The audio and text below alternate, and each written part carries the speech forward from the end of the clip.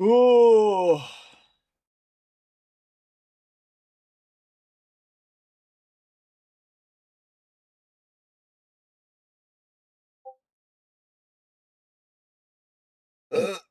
Oof. Oof. Oh my god.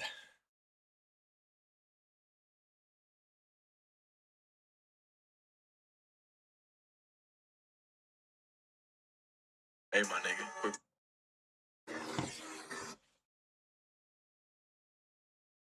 I get the bands, count the blue cheese. I do that shit for. Late night stream. Late night stream, chat. Real late with it. Hold on.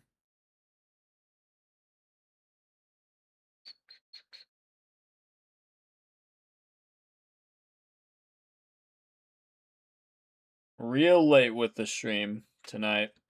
I was supposed to go live earlier. I still haven't fully set up my schedule on Twitch. I did add a day, I think, but it didn't add, so maybe I'm doing it wrong. I don't know how to do it. I sound so incompetent. I feel incompetent too. I mean, it's not just a fact, it's a feeling. So, I need to get that fully figured out, cuz if I get that figured out, then I'm going to be able to actually have returning viewers that will know when I'm going live and when I'm not. So, once I get that figured out, we're going to be just fine. I just got to actually get like a solid time down. You know what I mean? And I think we'll be Gucci. I think we'll be Gucci. Straight up. Straight up. So, as of right now, we are going to react to a video again, just like normal. And we might play Alien Isolation, but we might not. We might not do that tonight. We might just react to the video. We will see, chat. We will see.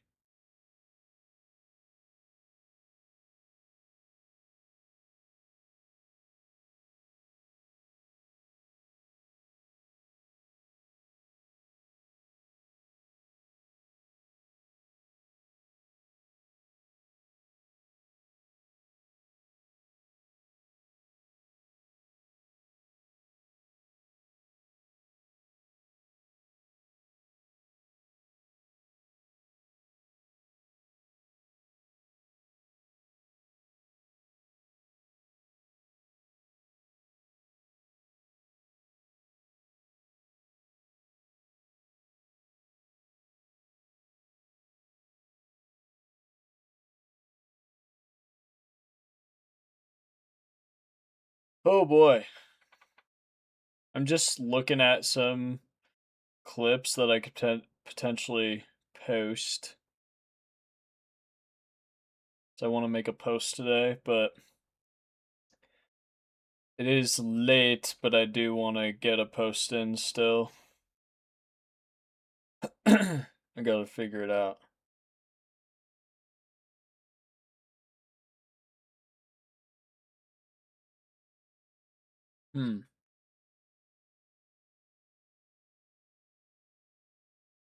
This video looks interesting though. The terrifying paradox of self-awareness. It was posted 11 hours ago, so it's a really recent one. Recent ass post. Recent ass post, for real. For real. For real.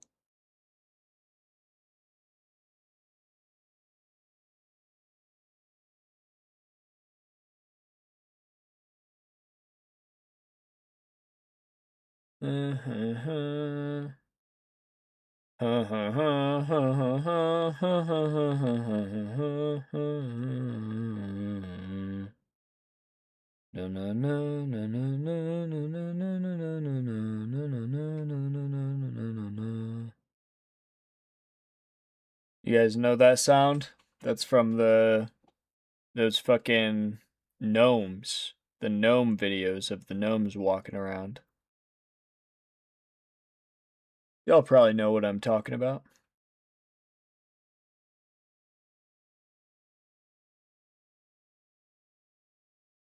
Y'all probably know what I'm talking about.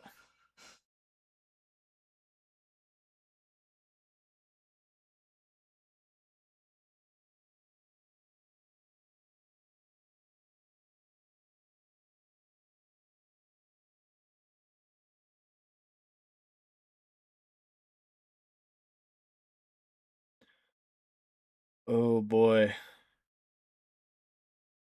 Okay.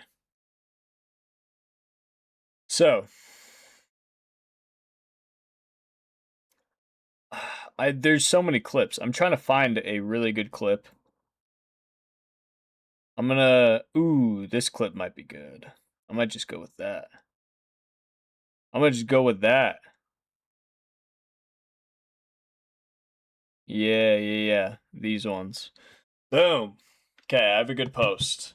It's talking about. It's an old post that I've already posted, but it's a video of me doing a gainer over a obstacle. But maybe I could make some videos reacting to old videos too of my flips. That might be something that would be fun.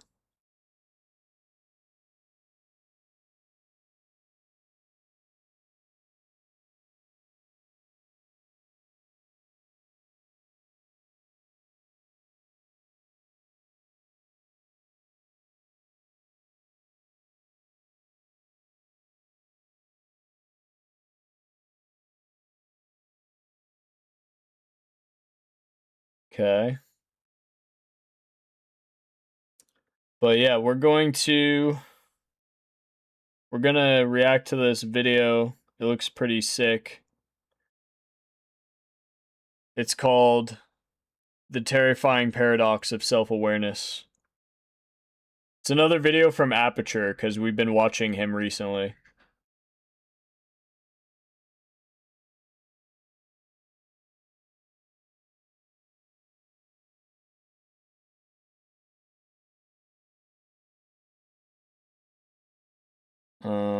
I need to duplicate this clip. I'll show you what I'm working on after I'm done. If it will even show, it probably won't even show because my webcam. Wait, maybe if I turn the light off and then show you, it might work. Hold on. I need to... How do I fucking duplicate clips in here?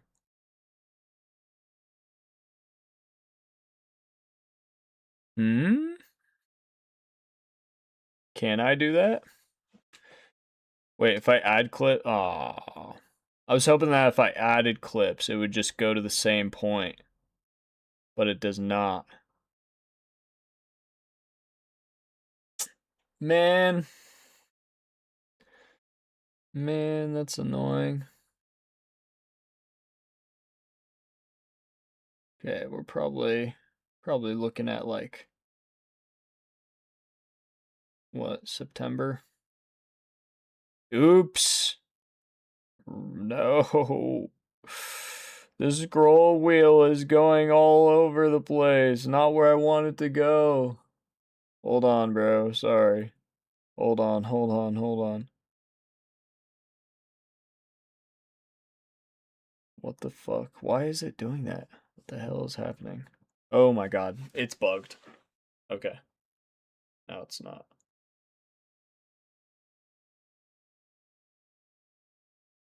Okay. I just don't understand why they wouldn't have a duplicate clip button. But it is Instagram. I'm expecting too much from a multi-billion-dollar platform, you know. Expecting way too much from them. I should probably lower my standards.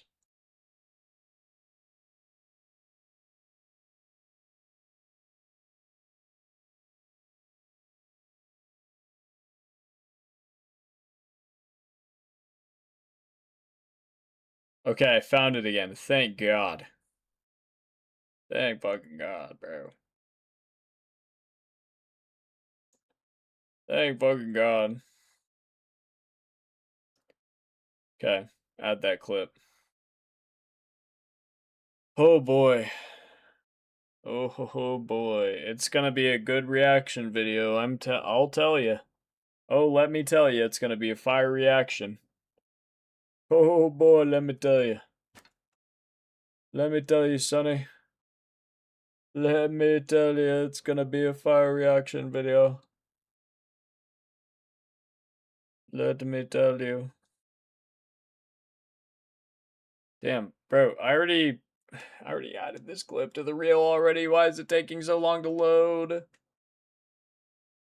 Why am I editing shit in Instagram? Why did I choose to do this? That's the question that I should be asking. Why am I choosing to edit some dumbass shit in Instagram, bro? Instagram does not work. It's not functional as an editing platform. They suck. They suck! Oh my god. Alright, let's see if I turn my light off, if you will be able to see the actual video. Oh shit, maybe. Nope. It's somehow still too exposed. That doesn't even make sense. Wait, hold on. I got this. Turn that on the brightness. Holy fuck. It makes it possible. Okay.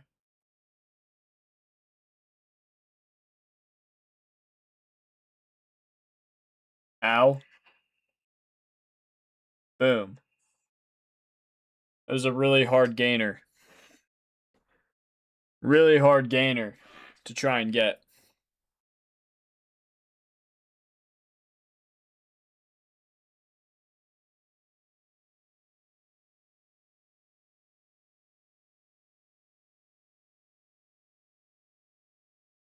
I may as well just slow-mo it if I can't dupe it. That's what I'm gonna do. I'm too lazy to try and find the clip again and try and add it because it's being a stupid head. It's being a stupid head, so not gonna worry about that, you know.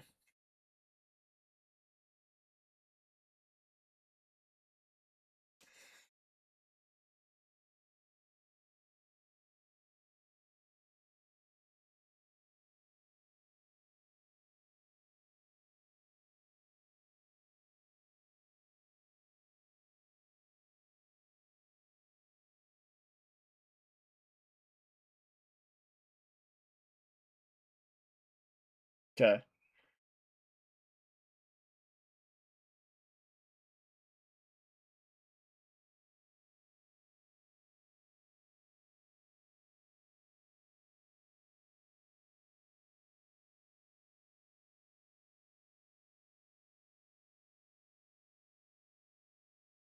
You can duplicate text, by the way, but you can't duplicate clips because that makes sense. Wonderful. Just figured I'd throw that one out there. Okay. Okay, now it's done.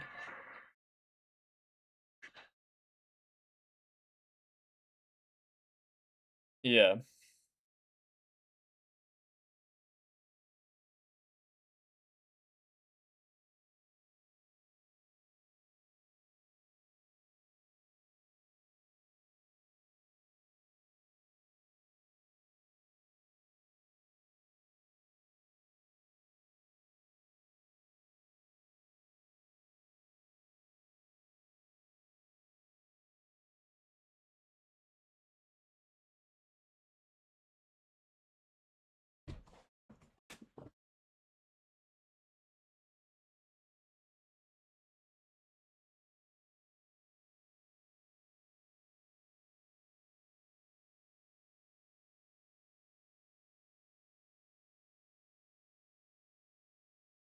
Okay.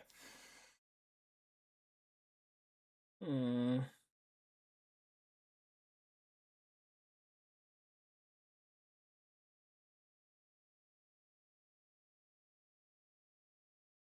Okay.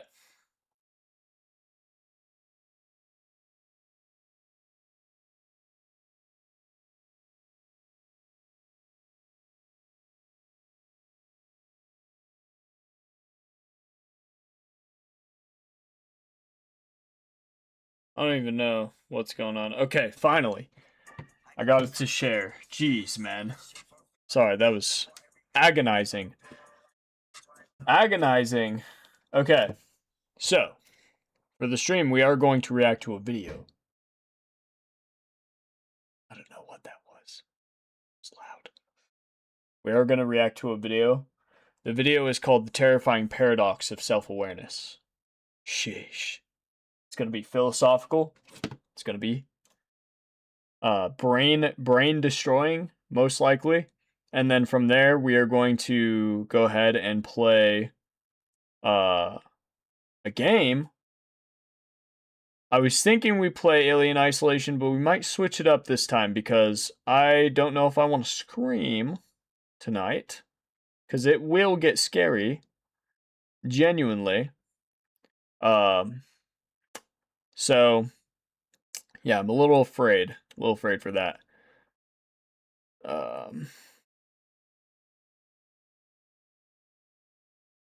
But yeah, we're gonna get into it. Don't worry, buddy. Don't worry, buddy. Okay. Post is posted. We are done. We are done. The talent of rage baiting. Okay. You're in class? Holy shit. Bro, you gotta lock in. Did y'all try this one yet? Cherry Sakura? Have you tried it? It's pretty good. I'm not gonna lie. It's pretty good. It is not better than coconut, in my opinion, still. Still not better than coconut. I have yet to find one that still beats coconut. They had one winter edition one that was like some sort of I don't know if it was winter berry. It was like a blue berry type of one. The can itself was, I believe, also blue. But it wasn't the blue Red Bull. Like the blueberry Red Bull. It wasn't that. But it was a blue type of berry. I forgot what it was called. But it was a winter edition, and it was so good. It tasted like blue raspberry almost. It's science, so your physics videos are helping me. Well, this video is about self-awareness. The paradox of self-awareness. So we are going to watch that, and it's going to be interesting. It will be pretty interesting, I think. So what do y'all think? You think we're gonna kill that shit? Let's see it. All right. The terrifying paradox of self-awareness. And we're hit with an ad immediately. Picture this, if you will. You're about to send a text message. You read it for one final check, and you notice something's off. It sounds a bit too eager. So you rewrite it, but, well, now it feels forced. So you try a few more times, and before you know it, it's been over an hour, and your text is still unsent. This is what it's like, living with a high level of self-awareness. I think that, to an extent, this does exist. I think that if you're sending a text to someone you really care about, or somebody that you're trying to be really careful with, I would say in some instances you might be trying to get an opportunity or something like that, or you're trying to say something in a way that is helping a person, and you want to be very careful about how you say it so you don't hurt them, or so that you don't make it seem like you're dismissing their problems. I think that there's a lot of facets to this. But in general, like, you can come to a conclusion eventually. I think when you're dealing with highly sensitive topics, it is harder to do the execution on this one. I'm not gonna lie. You gotta go, the teacher's coming? Oh shit. Oh shit, lock in, motherfucker. Alright. We are told that being self-aware is necessary to live a life of authenticity, yet the more you know about yourself, the less about yourself you realize you know. Yeah, I honestly feel like that's so true. For me, I know a lot about myself, and I know about like I theorize about why I am the way I am sometimes, but at the same time, I'm completely confused as to why I am who I am. If you look at it, like a lot of the things that people say about how you become who you are is all dependent on your upbringing or things of that nature. I think it goes even further, and it depends on your upbringing. It depends on even your brain chemistry. I feel like everyone's brain chemistry is going to be different, even from birth, but brain chemistry is also manipulated by the choices and the influences in your life at an early time in your life and during your development. Um, so all of life's experiences, plus various other factors that may influence you, including genetic makeup, things of that nature, um, they all determine how much you know about yourself in the end. And simultaneously, you're going to be just as confused as to how you are who you are. And a lot of the time, people might think, like, oh, I am this way because I worked really hard or I did this and this and this. And it's like, well, you don't know because there's other things that sometimes you don't realize that you don't know about yourself.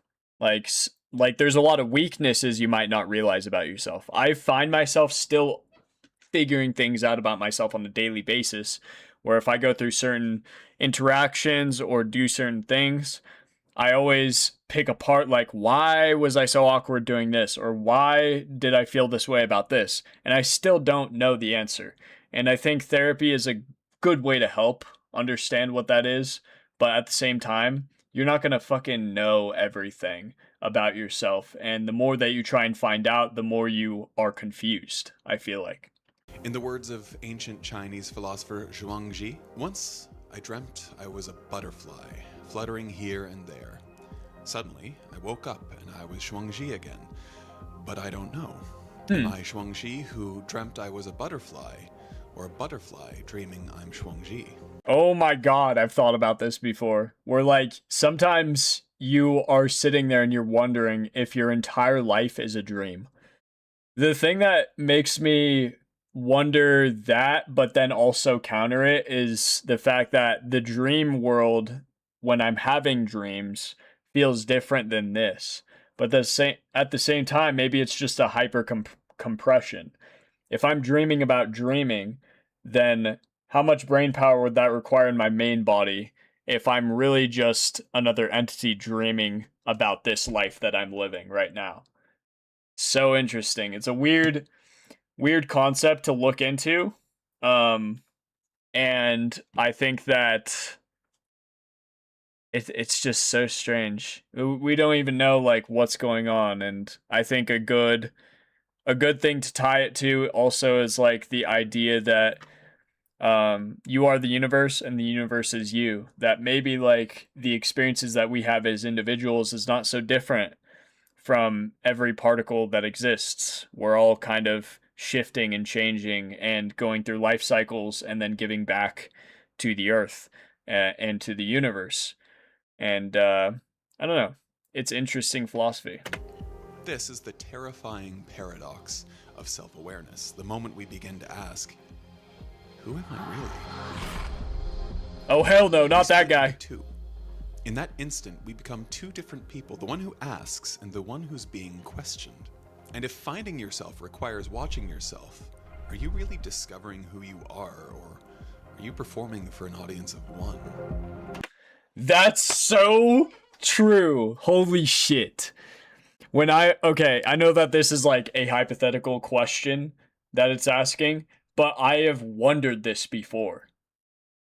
Like every time I'm watching my videos back or like editing any footage, editing my streams, I realize that I'm a different person in certain circumstances, like every time, which kind of makes sense. And that might be like me putting on masks, or it might all just be me. Like, who knows what it is? But when I'm training, I become a person that looks like less confident about what they're doing. and I'll do my shit and be done with it. But then like I'm looking down at the ground, I'm walking back to the camera, I don't look excited about what I did, even though I feel like I'm having fun in the moment. Versus here, like I'm talking, I get to be a person. I like to express my opinions. I get to be myself in every way, in terms of like my verbal expression and eye contact, things of that nature. And even though I'm not even having a conversation with a human in this sense, I'm like looking at a camera and I am talking to a screen. I'm not talking to like a person in a person to person conversation. Sometimes when I'm in this setting though, it feels like I'm having conversations with my friends. Like when I have conversations with my friends, I feel like I'm acting 100% me. When I'm having conversations with strangers, I am more uncertain. I'm more unsure. I turn more into an introvert, and then I am gauging it until I feel like I can be more myself. So it's interesting. But yeah, like whenever I'm watching myself back, I'm like, who am I really? Am I watching me, or am I watching myself performing for myself slash for an audience of some sort? Because I post all my shit on social media too. So it's like, who am I? Like, what am I actually exhibiting as myself? Or am I putting on a mask every time I do anything?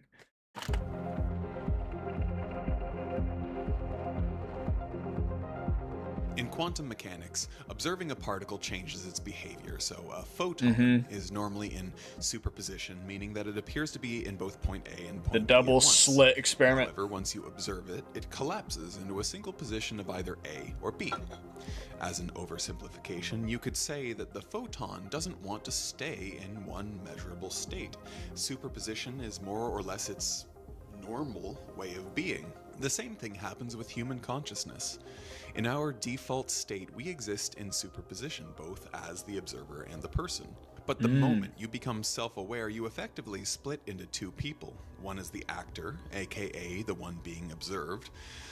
Yo, something that's interesting about this, he's probably about to talk about this, but maybe not, I don't know. But there's moments where you become aware that you are the person that you are, and the actions that you're doing right now are your actions. Like sometimes you're on autopilot, or sometimes you're a person that is, or sometimes you're doing things like in private, like the things that you aren't doing around anyone else. It's like, is that me, or is that me just like acting automatically?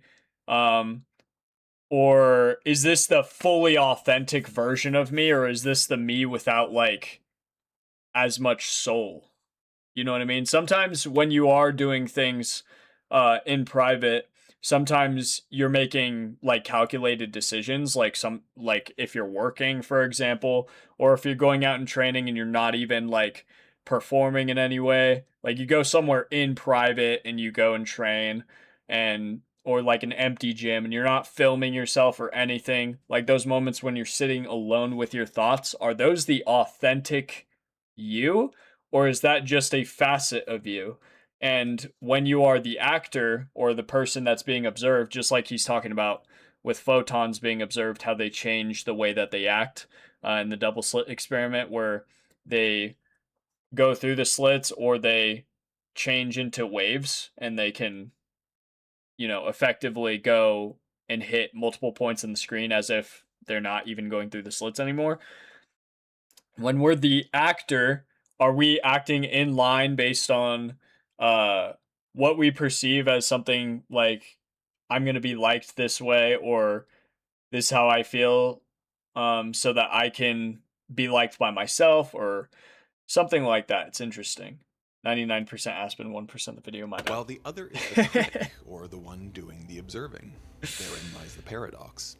Self-awareness indirectly feels like a performance between an actor and critic, and less like a whole person reflecting naturally. It happens so unexpectedly that you don't fully acknowledge when your mind is in this mode.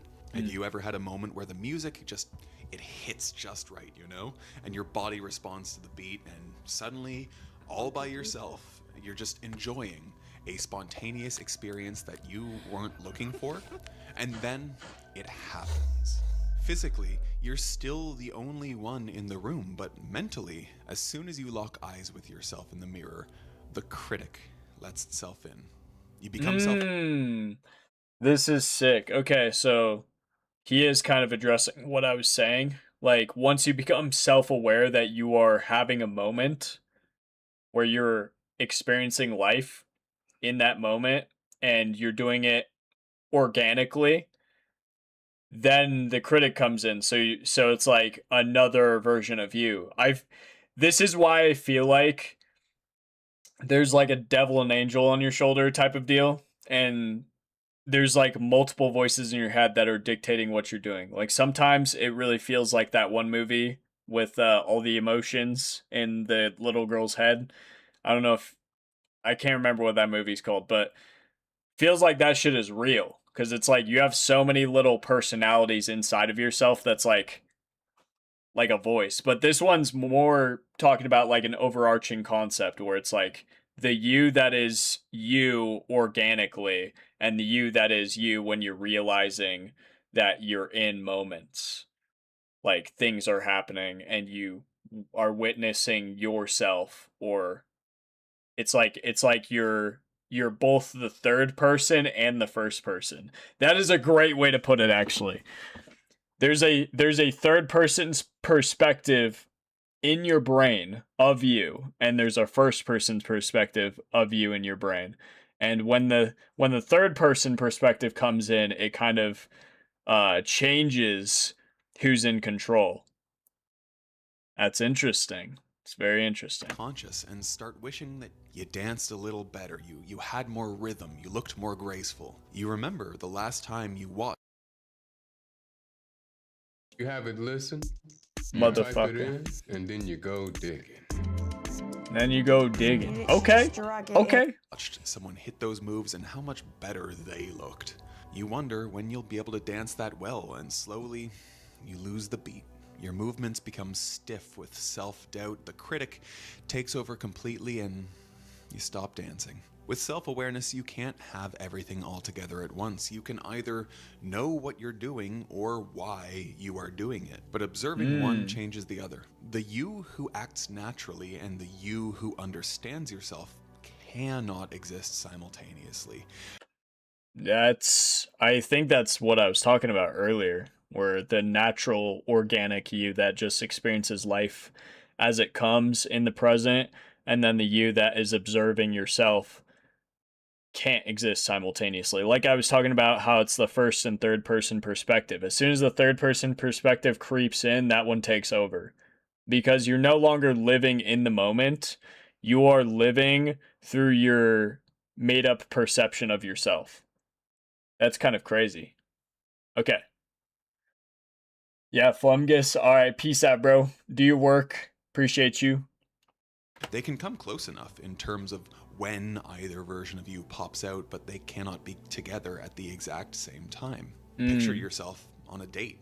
You finally found someone with a sense of humor where you don't need to constantly hold yourself back or filter your words.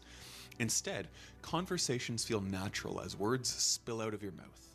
The moment you think to yourself, well, hey, this is going well, you're suddenly thrown into performance mode.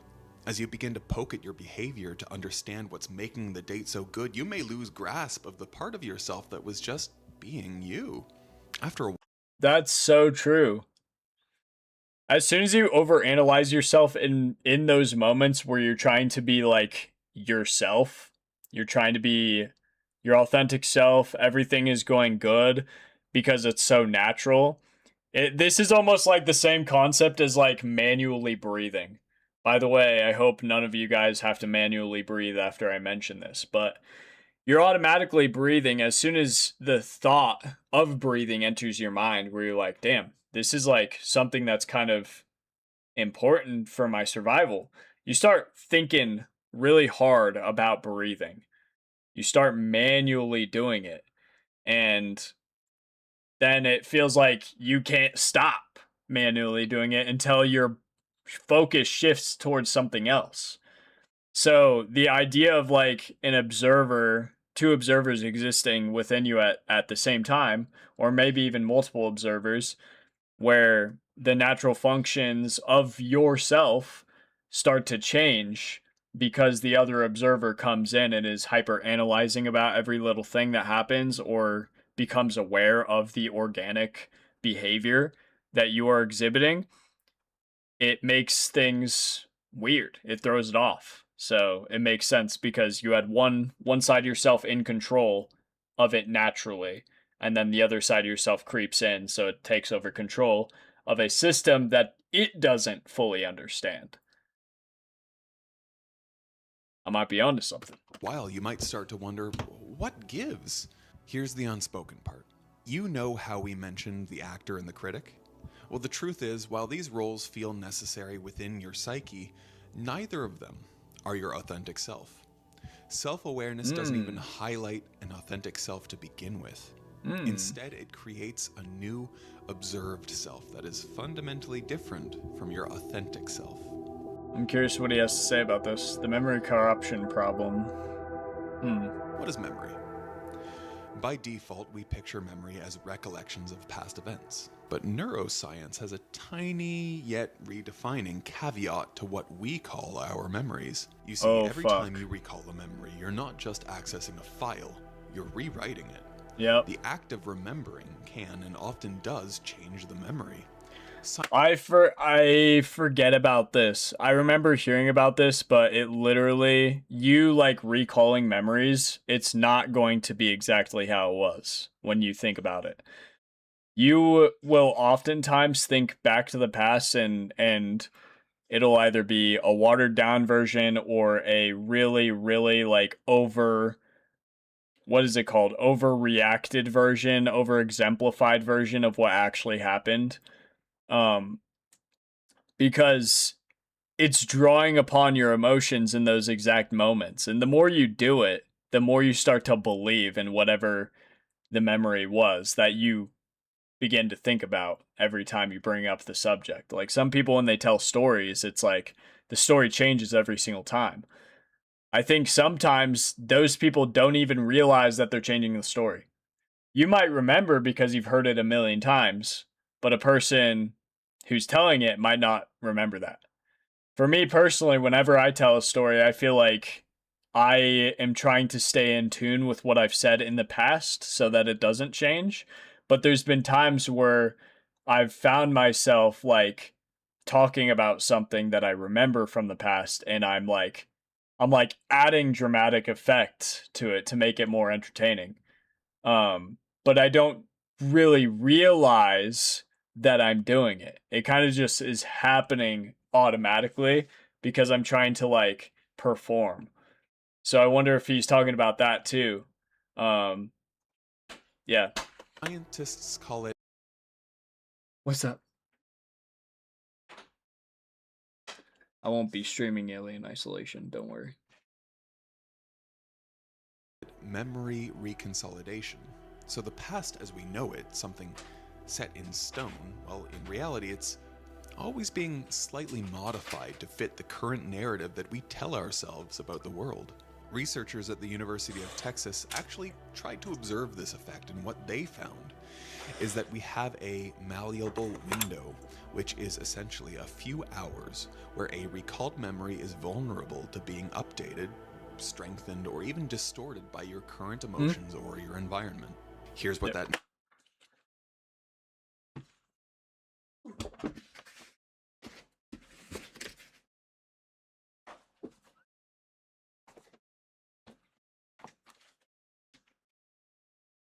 means for your self-awareness. You know how self-help encourages you to confront past memories to understand them better?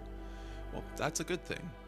But sometimes when you analyze your past to understand yourself, you're not actually discovering who you were. Instead, you're only creating a narrative that overwrites your original experience. What's interesting about this is a lot of the time when I'm exploring like the past, because I've had trauma in my past as a kid. I went through a lot of stuff growing up.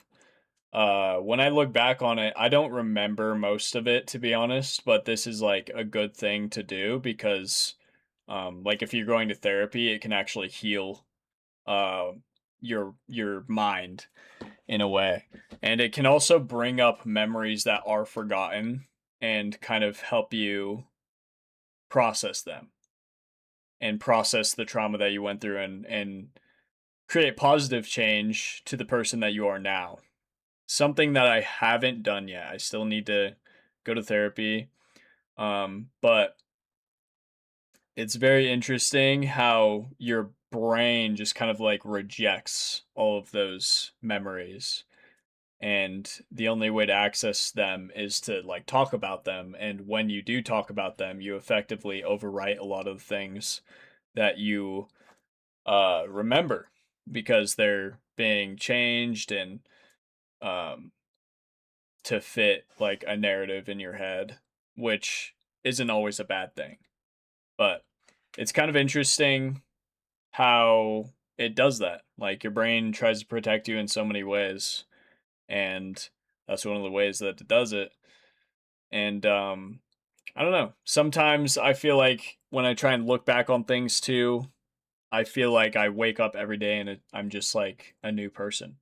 Like, damn, it's hard to believe that I had a whole life before this that I went through and experienced. And then you just kind of wake up the next day and it feels like none of that actually happened. That's what I feel like a lot of the time. And I feel like my memory gets worse and worse as the years pass. I try and look back on things by myself and I can't unless I'm having conversations with people. Then I start remembering things. Which is probably normal, but it's interesting. I don't know. And this effect can be especially dangerous in our current era, where therapy speak is more popular than ever. Today, many people assign clinical terms to events that they never truly experienced as traumatic. But because of the present story they tell themselves about that event, they unknowingly adjust those memories to fit into the boxes of trauma, which then affects what they believe about themselves. This is something I've been really cautious of too. And I'm afraid of therapy for this reason, which doesn't make sense to me why I would be afraid of it, but sometimes I think about it and I'm like, if I attribute the trauma that I've had to some sort of like I feel guilty for being like, yeah, I've had trauma um and I'm this way because of the trauma. I feel like I'm a new person than I was back then, which is obviously true. But I feel like it's not fair to attribute like all of those things to who I am. Like it makes me feel like I'm clinging to that side of myself so that I am not able to make changes as efficiently. And I felt like guilt whenever I look back on things and attribute things to that. And I've had like there are things that I can look back on and I can attribute like some of my current issues to those things. And it doesn't take a genius to know it because a lot of it is like more physical things, more within the realm of actual like things that you can encounter, like smells, sounds, stuff like that. Like I have like little triggers and stuff like that that kind of pulls me back to those hard times, and it can make me nauseous and feel sick immediately and vomit and things like that, which is kind of crazy. Um, but whenever it comes down to understanding myself, I am afraid to look back on things and start kind of assigning personality traits to like trauma, which I don't know. I feel like any good therapist wouldn't do this to you. I feel like they would talk with you through it. But I have found that some people, it seems like their entire personality revolves around uh trauma in the sense that they are attributing every little thing to trauma, and they're not becoming themselves. They're like becoming a version of themselves that's like guarded, and which very well may be like a good thing in a lot of instances. I think in like being very careful about certain people, for example, who have done you wrong, or even people that you don't know. I think that's like normal. I think it's fine. But not being able to be who you are without being stuck to that trauma and not actively trying to seek yourself, if that makes sense. I don't know if I'm saying that correctly.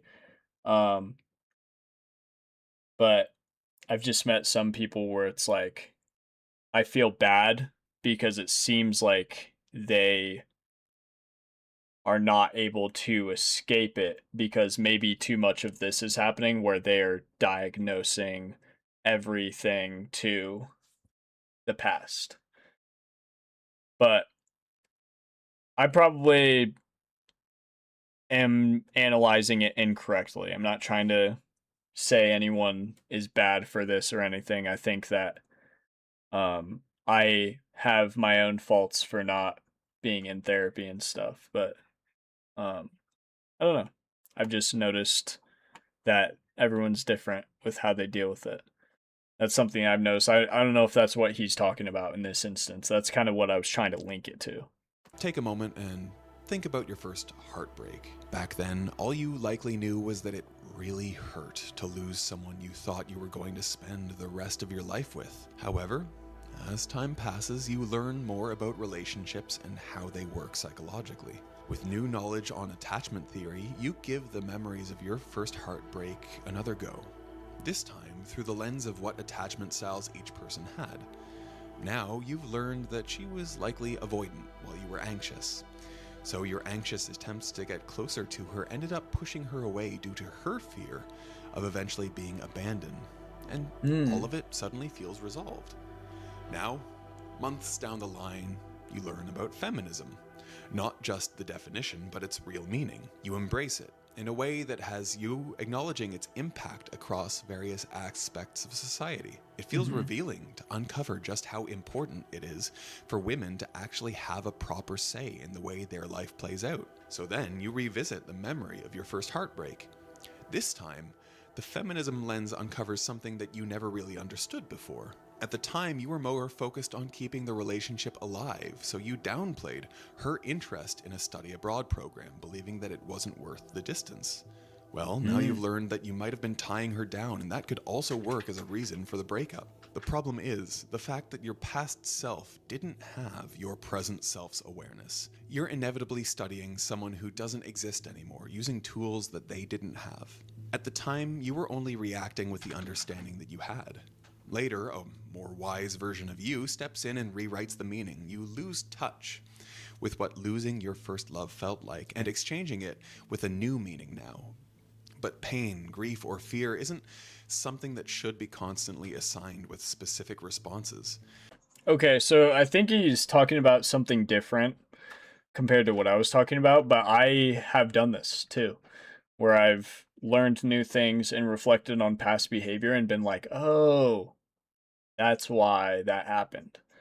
I like his use of talking about like feminism in this case with past relationships and realizing like how your effect of like downplaying another person, like a woman that you're trying to get with when you're younger and you don't end up having a relationship with them, it has a huge impact on things, obviously. You wouldn't be able to notice that unless you knew about feminism already. So once you grow up, you adopt those teachings, you understand them, and then you're able to actually grow past it. I think that reflection is actually beneficial. He's talking about becoming detached with the feeling of it, and I think that that's a good thing. Like, you shouldn't hold on to those feelings anymore because those are high school feelings. And reflecting gives you closure. So I'm not sure what he's inferring by saying like assigning that kind of like took away what it felt like. I don't know what he's talking about with that exactly, but I know that I think it's a good thing to reflect on your past self so you can have closure with those feelings. You can be like, "Oh, I just wasn't the version of myself that I should have been. That I am now. Maybe not shouldn't have been because you eventually got there, but yeah, shouldn't have been. And also I'm a better person now. Like that's something that's good. But yeah. Your first heartbreak doesn't need to find its reason in attachment styles or a younger version of you being anti-feminist. Instead, you took that loss for reasons you may never truly understand. It's entirely possible that she found someone else, or her parents disapproved of the relationship, or any other reason another human being can have behind their own decisions. I think that's true, but there's no reason to not just like turn it into a lesson of self-reflection. Like, how can I better myself? That's the best way to go about it, in my opinion. Because if you sometimes it is pointless, but in this instance, like, that's a pretty good reason to grow. Like, realizing, like, oh, I should have been better in these instances. This dialogue wasn't really helpful. So I'm going to grow past it and understand it and learn from it. Versus, attributing it to a bunch of other things where it's like, well, she could have found someone else, blah, blah, blah. Like, it's good to understand those things, but it's also just really helpful to reflect and grow as an individual and not, attribute it to other things. I think self-accountability in every sense is going to be better off than like pinning blame to other things. But acknowledging, I guess, if you're pinning blame to things that are neutral, that's fine. But if you're pinning blame to things that are inherently negative or make you feel better about this situation in terms of like putting it onto another individual, that's where it can be detrimental, in my opinion. You don't need to justify your pain with labels. Yeah. I'm curious what he's going to say about this. Self-awareness feels a lot like a hall of mirrors. At first, life is just feeling like something is missing. But as you get into self-awareness... You should get life insurance, because you never know. My dad has never Chill. been in better shape. Lost weight, exercising every day. Awareness, new mirrors start to appear in your mind. Initially, these mirrors allow you to see yourself more clearly and from a variety of angles. However, the intention was always to move past the mirrors to get to the other side. Here's the twist, though. Once your mind is in too deep with self-awareness, you find yourself thrown into a loop of infinite mirrors, and the exit doesn't seem to move any closer to you. At level 1 of this self-awareness loop, you make the first realization that says, oh, I'm anxious. Level 2 then introduces the inner actor that asks, well, okay, why am I anxious? That makes sense. Okay, yeah. So this is definitely something that exists with people who have high anxiety. When they are anxious, they ask why they're anxious, and it puts them into an infinite feedback loop of like trying to solve the problem of anxiety instead of just living and like moving past things. I think this has happened to me a lot too, where I feel paralysis by the fact of like something that I'm thinking so deeply about. I'm like, I want to change the world. I want to change these systems. I want to do these things. But where do I start? Like, and those are productive questions to ask in a sense, but it gets to a point where you become paralyzed because it's like you have created a bunch of problems that need to be solved all at once in order to solve one problem. So you're like taking one big problem and you're not creating an actionable plan, but you're rather creating more problems around it that become overwhelming. So if you don't start at step 1 and just get that part done, you're not going to be able to know how to get there because you'll have a bunch of step 1s And now you have multiple paths, and you're like, what do I do first? And it creates an infinite feedback loop of negativity. So this is something that I've been exhibiting in my life frequently as of like the past year or two. I would say probably past 2 or 3 years at this point. The inner critic then responds, well, I'm analyzing my anxiety and I'll figure that out. Level 3 then emerges and you ask yourself again, wait, am I making my anxiety worse by analyzing it? And you reflect on that for a while, and then you realize that now you're overthinking. However, you've already caught yourself in the loop, so you can't pull back now. Level 4 is when your mind doubles down even further, saying, okay, I'm overthinking, but am I overthinking my overthinking? And then level 5 hits, and that's when it gets even more absurd, and you finally spiral. Well, now I'm overthinking about my overthinking, about my overthinking, and so on. I feel like this is like having way too many tabs open on Safari on your phone. Your phone battery just starts draining and you have like, you're like, why the fuck is my phone lagging all the time? And you forget to close all the tabs. This happens to me a lot, by the way. My wife always closes out my tabs for me. But this is like very much like that. You like using like 2000% of your brain on like closed tabs, when in reality, or on tabs that are not on the screen. They're like swiped away, you know? This is what the authenticity spiral looks like. In this mode, you endlessly shift between thoughts about every little aspect of your behavior. Everything you do feels performative and nothing ever feels authentic. Any attempt to pull away and act normal only loudly gets criticized by the inner critic, who calls other aspects of yourself an actor. With meditation, it gets paradoxical. You sit down to observe your thoughts, but who's observing those thoughts? Now, instead of meditating, you're thinking about watching your thoughts about watching your thoughts. At this point, I think it's all just pieces of you. Like, you have many versions of yourself, and all of them together create who you are. And all of them can be worked on. But for the most part, there's not one piece that is you more than another. You are you in every aspect of those pieces in combination with one another. That's kind of where I'm going with it. Well, what about journaling? Initially, you say that you're going to write to process your feelings, but you inevitably start writing for a future version of yourself who will read this journal. So you're no longer processing those feelings, but instead you're curating them for a future observer. The cruel irony of all of this is that the people who are most committed to self-awareness usually become the biggest victims of its darker consequences. They never actually get to enjoy any direct experiences because they are always at least one level away from being a single person with a single mind. Think about the most charismatic person you knew growing up. And I don't mean the one that aligned with your values, I mean the one that always seemed to get away with everything. If you're the type who grew up a quiet kid, the person that comes to mind is probably someone you didn't get along with very much.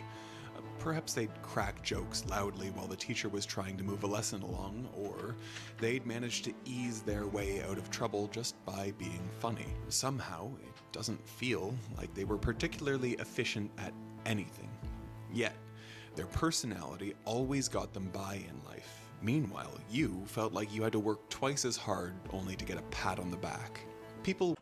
I have felt like that before in so many ways, but simultaneously, I have to ground myself and be like, yo, there's people who probably feel the same way about me.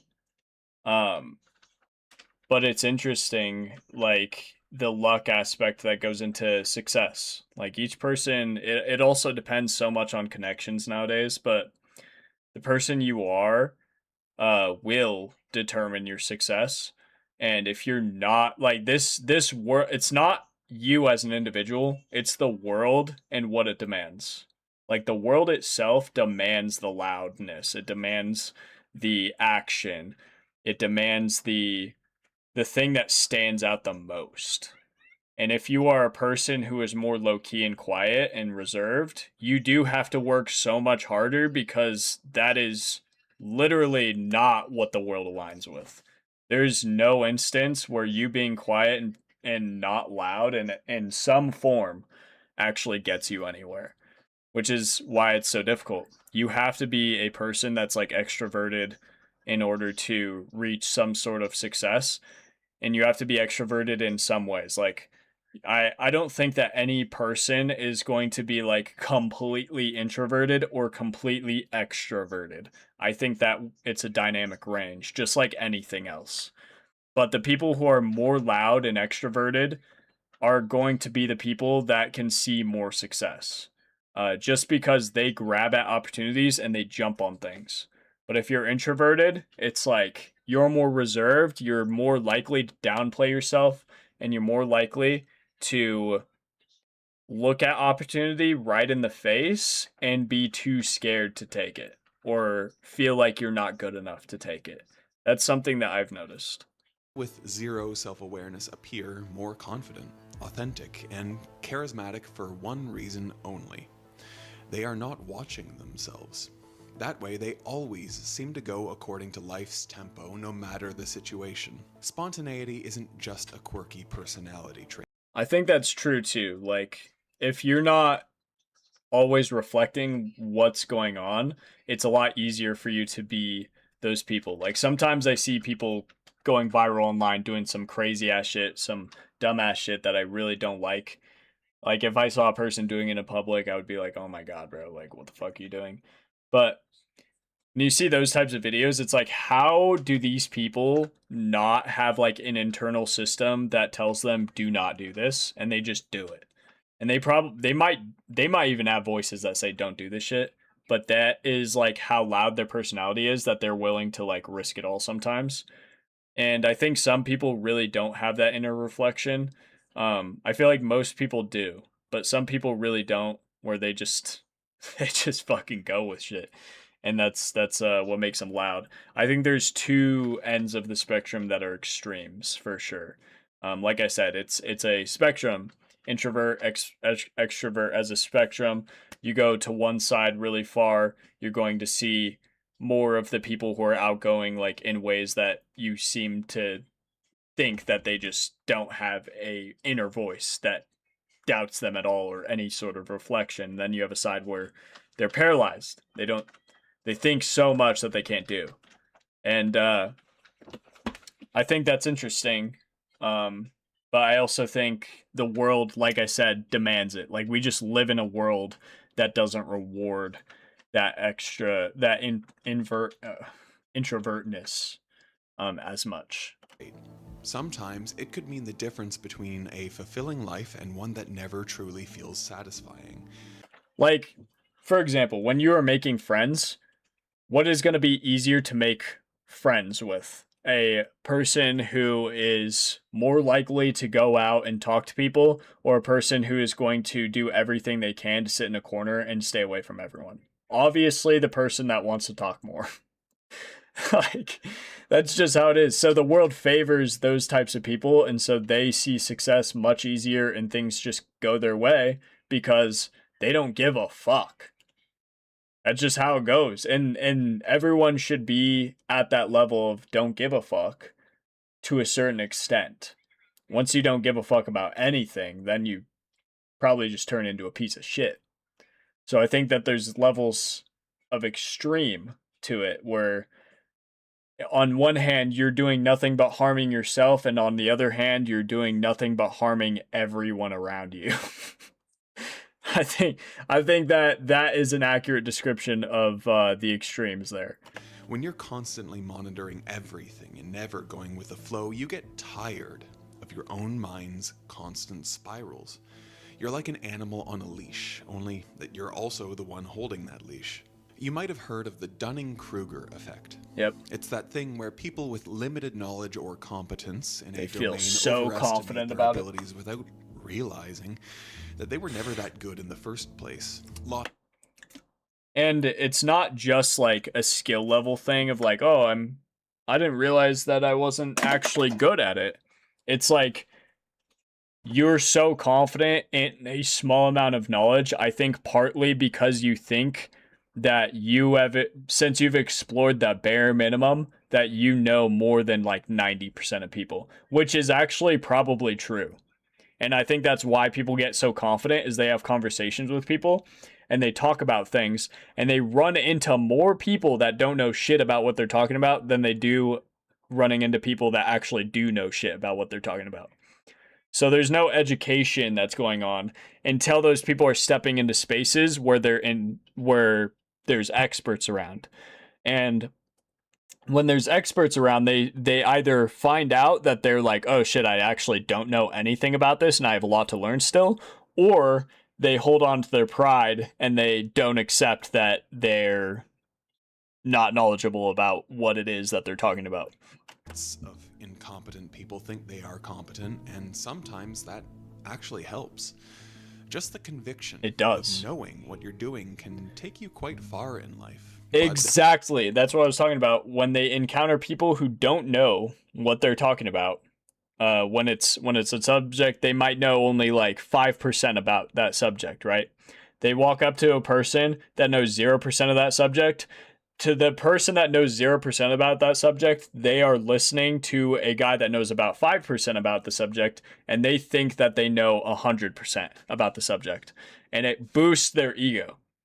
And it helps them go further because the person they're talking to that doesn't know anything, they're like, holy fuck, this guy knows some shit. So they build connections easier. So, and I think that it's not necessarily a bad thing to like be confident about what you know, but you should humble yourself and know that like that's not the limit of your education. Once you start learning about something, it's okay, you can be confident, like, oh yeah, I'm learning about this, this, and this, but you don't act like you know everything about it. You have to do more learning actively. For me, when I first started doing flips, for example, I was experiencing the Dunning-Kruger effect because around me, there was very few, if any, people that knew how to do flips. And so I knew how to do flips, and I knew how to do flips that no one else around me knew how to do. So I got a big ego about it. And that was me experiencing the Dunning-Kruger effect. What I didn't know is there's a whole online space of people that would absolutely crush me at doing flips. And nowadays, I am an expert in my field, and I still look at myself as an amateur in a lot of instances. Now that I've gotten better, I'm confident, but I'm also like, holy fuck, there's still people that are leagues above me in certain aspects of these flips. Like there's obviously categories of the things that you're good at. Like you're going to be good at certain skills within those skills, like sub skills of the main overarching skill that you're working on. You're going to be better at certain sub skills than other people who are in the same field as you. Then and those people will be better at other sub skills that you're not as good at. So that's kind of like where I'm at with it. But there's a lot of people that I'm like, holy shit, I still have a lot to learn about. Now that I've experienced, almost a decade of doing flips, my confidence level, it's almost like I am actually at the same level of confidence as I was when I wasn't nearly as good as I am now, which is kind of crazy. I didn't think I was the GOAT because I knew gymnasts existed, but I thought I was the truth. Nowadays, I don't even think I'm the truth, so maybe I'm a little bit lower. I don't know. There is a flip side to the Dunning-Kruger effect, and that's when competent people become paralyzed by the awareness of their own limitations. This is your brain when you're struggling to focus. And this is your brain when you're in the zone. And that is the subtle way that self-awareness slows you down. Yep. First, you feel something, and instead of acting, you analyze that feeling. After that, you decide whether or not what you're feeling is appropriate, and then you finally choose a response. Depending on what you were thinking about, you could go from a few minutes to make a choice to a few decades. Yeah, I'm not kidding on that one. This is why it's really important to have an actionable plan, because for the past few years, this is how I've been feeling. And I've like tried a lot of different things, to be fair, but the plan isn't, it doesn't seem like straightforward. It seems very sporadic.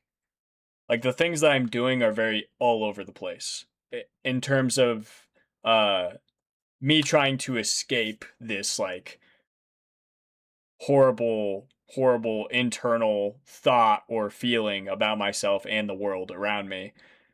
That I have some sort of an actual plan now that I'm like, okay, I just need to execute on the things that I'm doing right now. I need to stay driven, and I can become a better activist. I can become a better version of myself. I can get to where I want to be in life. So now that I've compressed it down to like some goals, I'm actually able to move. But before, when I was thinking about it, there was a lot of things going on. What are the state of the world right now? I hate it. The government, I hate it. Capitalism, all these things. I'm like, why are we suffering so much? And I'm thinking about these ideas and analyzing them and analyzing my feelings about them and contradicting myself, or maybe I'm not contradicting myself, but I'm having thoughts that I'm like, am I contradicting myself? Or I'm having, no, I meant doubts. Yeah, doubts. So I'm having doubts about myself and having doubts about my ideology. I'm like, am I actually viewing this the correct way? Analyzing that part of it instead of being like, I need to fucking do something. So when you get stuck in those moments where you're like, what the fuck, woe is me, what do we do, what do we do? Let me think about this and think about this and think about this. You start analyzing, but you don't start doing anything with that analysis. It's good to like think, but it's not good to be paralyzed in thought. There are people out there who simply acted on seemingly absurd thoughts, and that got them to where they wanted to be in life almost instantly. Meanwhile, there are others who felt like what would seem too absurd to take action, so they spent decades in regret, only to realize many years later that they could have made a move. Imagine you're at a networking event and you're watching a brilliant presentation by a keynote speaker when you're struck by a crazy thought. I have experience with this exact thing, and I should just go and introduce myself. Well, you freeze, and you begin to craft the ideal introduction, expecting the right moment to align for the speaker to be alone. The presentation is over now, and the speaker is swarmed by tons of people. You decide that it's not worth the stress, and so you move on. This is such an interesting topic too, and this is a skill. I think that there is a time and a place for every discussion. When you're like trying to seize an opportunity for yourself, there is a time and place to do it. When another person is shining and doing their thing, it's not your time to interrupt them doing their thing so that you can present what you've been doing or whatever. But there is a time and place for it. So once that person is done doing their thing, you obviously talk. You obviously seize the opportunity. And the thing is it can go one way or another way. And there's no in between. It's like it can go yes or it can go no. So fear of rejection is like something that's really hard for people when they're seizing opportunity or trying to get an opportunity. They are paralyzed by the thought of like, how do I do this perfectly? And then they'll overanalyze it to the point that they're just going to give up. They're like, I may as well just not do this shit. I think that there's certain instances too where you have to realize that there isn't an opportunity present for you. There is an opportunity to speak and have an interaction, but that doesn't guarantee you an opportunity. But the mystery of it being possible to be an opportunity, or whether it's not possible to be an opportunity, who knows? But you just got to go for it. And you get better at navigating the time and place type of thing too. It's a skill. And you get better at realizing that you are an individual. And sometimes if you overthink about the things where it's like, oh, my life isn't that valuable. Like, why would I do this? It's like almost like you're putting an inherent value above everyone else if I go and try and seize this opportunity. Like, it's easy to get in those thoughts in your head, because that's something that I do a lot. Is I will look at opportunities where I can talk to people or do something, and I'll be afraid to confront them because I'm like, what do I have to offer? Like, who gives a fuck about me? And I downplay all my things in my head. I'm like, I'm downplaying myself for no reason. Where it's like, I could seize this opportunity and come from a point of equality, a neutral standpoint, where it's like, what can I offer that is beneficial to this person? What can they offer that is beneficial to me? And let's work together equally. If you think of it in that sense, where it's like, I have something to offer and they have something to offer, then you're not putting one person above the other. And that helps you execute on those things a little bit easier. But sometimes you can look at opportunities and be like, I'm not going to do that because I'm not valuable enough. Or maybe you'll be like, I'm not going to do that because I don't know if I'll get anything out of this. And it's like, you shouldn't be looking at either of those ways. You should just be going, and the idea of even an interaction is good enough. That's going to set you off in a positive direction regardless, because now you know, because you wouldn't have known if you didn't, you know? Meanwhile, at that same presentation, someone else in the audience thinks it'll be cool if they could connect with the speaker too. In order to leave an impression, they don't think twice, and they clumsily ask a question. Clumsily. This game, you're not ready. The speaker answers, asks for their name, and thanks them for the question. In your head, you're thinking, well, that was a dumb question. And while, yes, you might be right about that, this other person's interaction meant that when they go on to introduce themselves to the speaker after they talk, they can recognize them, and then they exchange contact information. Yeah. Now, life It's a good way to think about it. I never thought about it that way. I think that's beneficial. That actually might help me now. Because this is, like I said, this is something that I actively am bad at. I am a person who will see opportunity right in front of my face and not take it. Because for some reason, I've got this doubt in my head. Even though I've done so much, I tell myself the opposite. Like, I am proud of what I've done, but at the same time, when it comes to like human interaction, like another person, I downplay my value in my own head, and it does the opposite of what I want to come my way, because you don't actually do anything for yourself. Like, I have over 400,000 followers on social media, and I'm not in the position that I want to be in. I'm so far away from the position that I want to be in that I'm in a worse position than I was before I started posting. I wouldn't say a worse position exactly, because before I started posting, I wasn't an adult yet, so I wasn't like living on my own and doing things like that. But I'm in a worse position that I was when I was more confident about myself and like where I was in life. So as I've experienced the opposite of the Dunning-Kruger effect over time, I've realized that it has done nothing but paralyze me and hurt me. And now I'm in a position where it feels like I have no opportunity when I have opportunity all around me. So I need to actually execute, do things that I'm proud of, and not downplay my ability so much.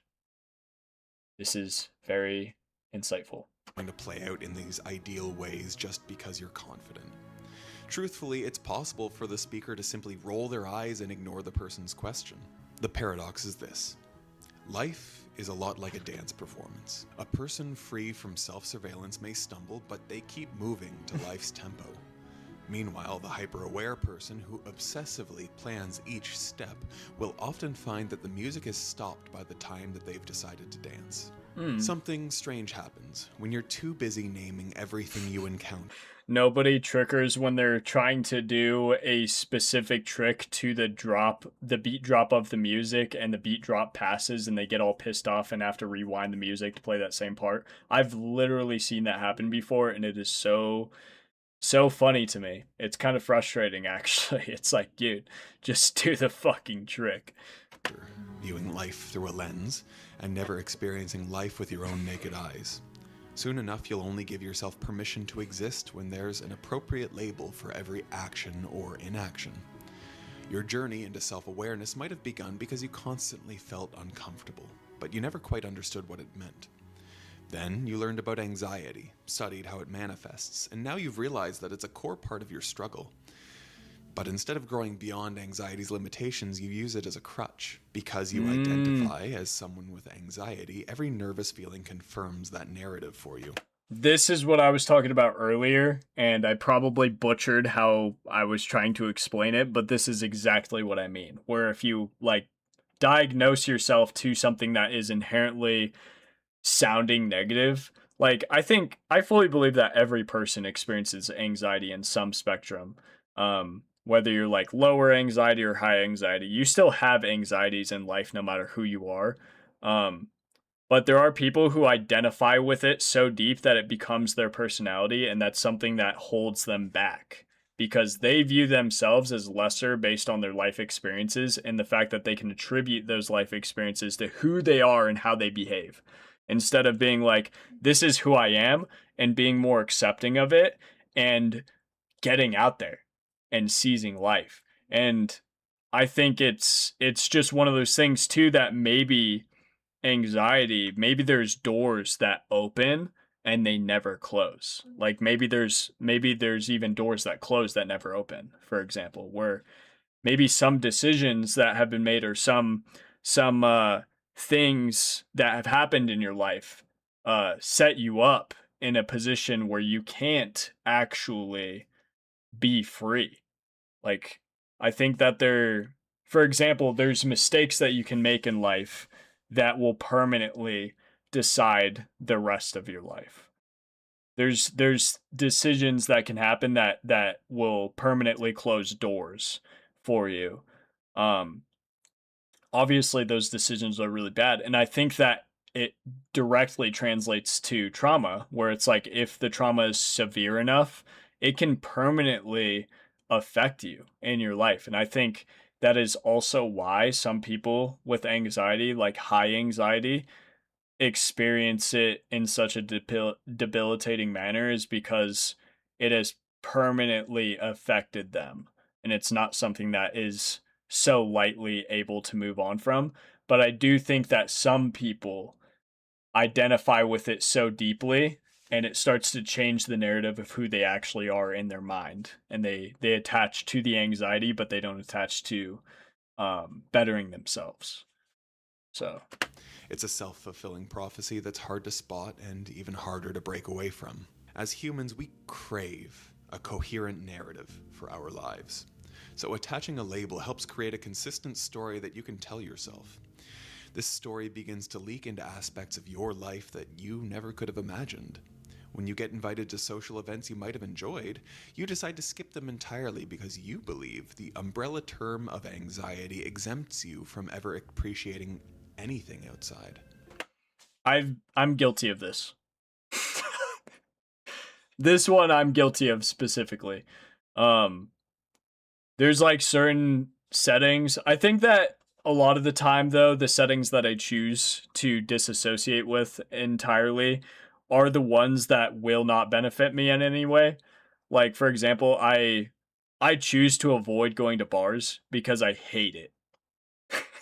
I hate it, but it's also because of an anxiety thing where I do not want to be around a bunch of strangers, and I don't want to be touched by random people, which like is totally fair.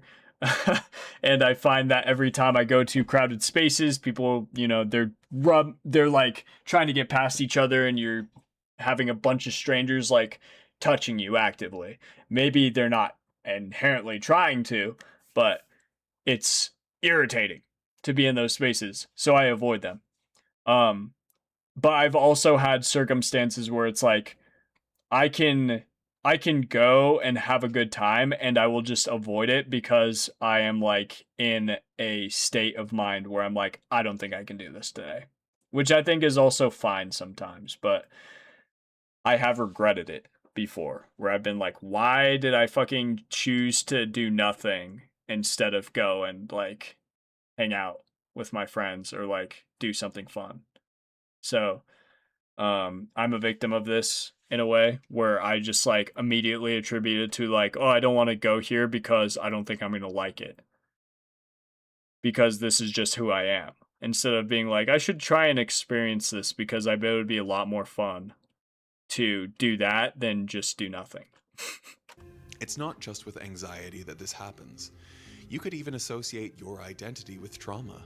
While that makes for a valid reason for life to slow down, there are people who never truly manage to move past the role of a trauma survivor. Tragically, their pain becomes their entire persona, and that could alienate them from people and places, further reinforcing the impacts of their trauma. Sometimes, moments that may have opened up your mind to new experiences get abandoned because of narratives in your head. For instance, say you've failed at math a few too many times in high school. Now that you're older, you decide that you're not a math person, so you stop trying, and you completely close your mind off from the different branches of math that exist, where there could have been a few things that you might have actually enjoyed. The problem with subscribing to the idea of... That's actually exactly... that is... It's funny he brings that up. That is literally, word for word, exactly what I've done. With math specifically, in my life. I now... And I've become aware of this, too. There's times where I'm like, I'm really bad at math. I think I mentioned it in a previous video. But... I was like, I'm really bad at math. I'm one of the worst people at math on the planet. That's obviously not true, but I'm not good at math. So like, I'm definitely in a lower percentile of people at math. But I like literally associate with that now. Like whenever anything math is presented to me, I immediately downplay my ability to understand it, and it helps me not understand it. Or in other words, it fucking does the opposite of help me understand it. It makes things worse for me in every instance. As soon as you downplay your ability to do something and you associate with the negative side of it, or it's like, oh, I'm bad at this, I can't do it, then you just won't get better at it. Simple as that. And that I've thought about this before where I'm like, I need to get better at math. Like, instead of me doubting myself, I was like, I should be doing math regularly so that I can get better at it because I think it would help me. And there's been other times where I've been like, I'm not the math guy. Don't look at me. Instead of taking that as an opportunity to take action and learn and actually try and solve a problem. Like, instead of seeing a math problem or something that is related to math and immediately discounting yourself and being like, oh, remove me from the equation, I'm not going to figure it out.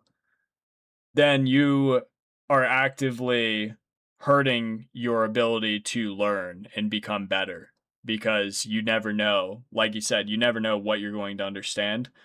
And you never know if you can gain some XP points real quick just by doing that. So this is a good reminder to just seize every opportunity, even if you're bad at something. Like, just fucking see. And you can choose if you want to take a step away from it or if you want to keep going and work through it. And that's definitely a better way to live life, is just seizing every problem and approaching it and giving it a shot, even if you fail. A single permanent narrative is that humans are a highly fluid group. Who you were a year ago can greatly differ from who you are today at this very moment. Likewise, who you were at college differs from who you are in the workforce. Carrying ideas of your identity from self-awareness alone into the life you're attempting to create only holds you back. If your identity is resistant to change, you might be too attached to the self you know, preventing you from engaging with the unknown. Self-awareness does this thing where you feel really good that you're learning new things. It overloads you with information about how your mind works, what triggers it, and how you can solve your problems. But it's a lot like learning stuff online. With all the resources and tutorials available, you get so distracted by the fancy theory and lessons available that when the time to put in actual work comes, you defer it with claims that you're just trying to find the perfect tutorial, a magical answer that can solve all of your problems and give you the skills that you're searching for. Yeah, this is something that I've done before with other scenarios. I've done this before with the gym. Like when I was first getting into the gym, I like started implementing supplements. Like I took creatine, and it was the first time I was getting back into the gym since like high school or something. And I did a chest day, took creatine. I had a sore chest for like 2 to 3 weeks because I did something wrong. And I also wasn't drinking enough water for the creatine to actually work properly. So I took a step away from the gym, and my brain was thinking, I need to wait for the perfect opportunity to actually go to the gym. So I need to get all these other things in order in my life before I actually start going to the gym.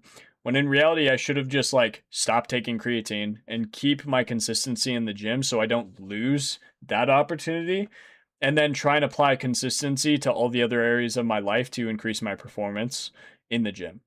And then eventually being like, okay, my water intake is at a good level. I'm actually like drinking water how I should be. I should implement creatine now because now I know I can be consistent with my water intake. And then being like, oh, now my sleep needs some work, or maybe sleep would be the first thing I tackle, and other than water intake, for example, and creatine. So just like prioritizing things in a step-by-step manner and not expecting to implement everything at once and expect you to be able to effectively do that, because that will not happen. It's unrealistic.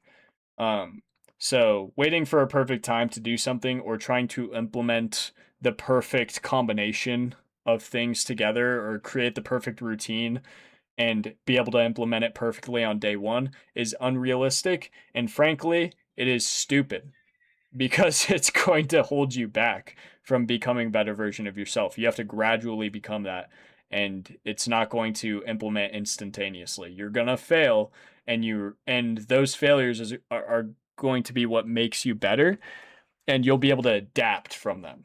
But if you try and like force a habit all at once, you're going to burn yourself out, for one, and for two, you're not going to learn as efficiently, because you're taking on 50 million problems at once instead of dealing with one problem and learning about it and then adding the other problem to the equation and, solving them one at a time. You know what I mean? The hard truth that self-awareness hides from us is this. Some people would rather stay miserable in a story that makes sense to them than be happy in a way that contradicts what they believe to be true about themselves. Instead of a path towards a better life, they end up finding the perfect excuse for never moving forward.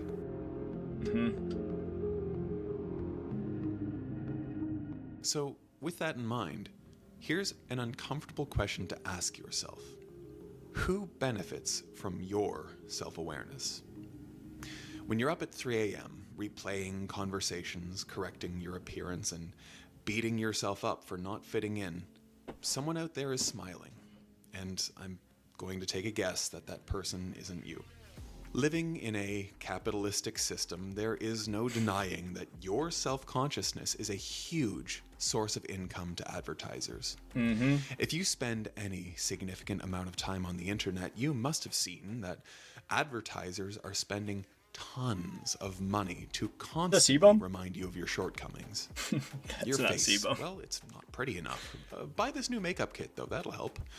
Your 3-year-old car is too old and rickety. Spend half your income paying this outrageous monthly car payment. Move out of your parents' house straight into a fancy luxury apartment. You're constantly being sold solutions to artificial problems. Yes. So of course you feel inadequate when you're not able to match a bunch of people that buy into the game of capitalism. Today. Yes, this is something that I've experienced in the past year or two. Being so locked in and tuned into social media and seeing all the issues and figuring out holy fuck, there's so many problems that I want to solve, created some paralysis in my life where I was feeling like the problems that the whole world was experiencing were greater than anything else. And they are really huge problems that I need to fix, that I want to participate in fixing. But I had so many problems that I need to fix in my personal life that would paralyze me fully from becoming a proper activist and actually being able to help people. And it goes without saying, like, everyone knows this one, but like putting on your own mask before putting on the person's mask beside you. You have to help yourself before you help other people so that you can actually execute and help people with maximum efficiency. Everyone knows that. But when you're being fed social media all the time, you know, your dopamine receptors are being fried. Not only that, but I feel like there's other things going on chemically in your brain when you're looking at certain content too. Like sometimes like, holy fuck, this is making me so angry. You're seeing all these issues that are arising and all these people talking about shit. It makes you more angry. But simultaneously, you're stuck because you're within the system that is making it hard to make change, but you're within it so deep that there's a lot more that needs to happen. You need to play the game before you can make the change. So, and you realizing that makes you not want to play the game. And so it keeps you stuck. And that is something that exactly happened to me in the past like couple of years. It was like this paralysis because I didn't have an actionable plan where I could play the game and beat it and reform it and dismantle it, destroy it. You know what I mean? So, yeah. Hey, the self-improvement industry doesn't just sell anti-aging cream, it sells you something even harder to commodify, and that is your own potential. Yep. Coaching courses, blueprints, consulting, frameworks to model your personality around. They all promise to deliver the best version of you. Yep. This is interesting too because I do one-on-one coaching for flips. This is something that like I don't even know if this is like a smart thing for me to talk about, but when I've done one-on-one coaching for flips, and I'm like selling myself, I hate playing that game. I hate playing the salesman game. It's like the least favorite part for me is when I like have to monetize myself so that I can continue to help myself and help other people. And my goal is not to become like a monopoly or like be so rich off of one-on-one coaching and continue scaling my prices up and up and up and up. And the system incentivizes it. It demands you do that. And it's like, I don't want to do that. So it's an interesting problem to have. It's like, dude, it's wild. Like I have so much self-doubt when it comes to this shit sometimes that I'm like, am I even worth what I charge? Is this a good thing for me to do inherently? Like, am I playing the game too hard? You know what I mean? Like, am I playing the game that the same game that the people I despise are playing? I started to get into those philosophical arguments with myself. And then I realized that like the end goal doesn't have to be me like doing this forever. And I don't have to play the game the same way as them. So that's something I'm realizing is like, you don't have to be the manipulative salesman. And when I was learning how to do it, it was like, these are things that you should do to steer the conversation the way that you want to steer it, blah, blah, blah. Keep them in the sales loop. You know what I mean? You don't have to do that. You can do if you're being a salesman, like you should genuinely believe the product that you're producing is good. And I do. I have helped people and I have proof of it. But you also don't need to be so money hungry that you're not willing to take no for an answer. you can be that way if you want, but I don't want to be that way. So I'm not going to. And people would say like, oh, you're a bad salesman for that. Because like, oh yeah, I got them in a discussion, but they want to think about it. So they're going to think about it. And people say like, people who are salesmen will laugh in your face after you said that. Cause they're like, oh, you just lost the sale. It's like, I don't give a fuck. I realize that people are human and I want them to feel human. I don't want them to feel pressured and pinned against a wall to make a decision that they don't want to make right now. I would rather be human and understand, like, and part of it is like some people have limiting beliefs about themselves and they don't want to invest in something that will better themselves. But they have a right to feel doubt. They have a right to feel doubt. You know what I mean? And I think that if you're uplifting them, that's a good thing, but you shouldn't be pressuring them to make decisions that they're not ready for. Because we also just live in a society where those types of decisions are tough to make. You know what I mean? So it's good to be human and understand it from that aspect rather than playing the fucking capitalist game and removing the humanity from it and just being a shitty person.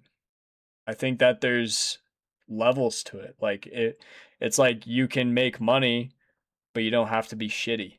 You can be human and make money and do it properly. That's where I want to be. And eventually, I don't even want to be doing coaching exactly. I want to just make content and be who I am and inspire people and have that be the source. And then be an activist, be a person that actually creates change.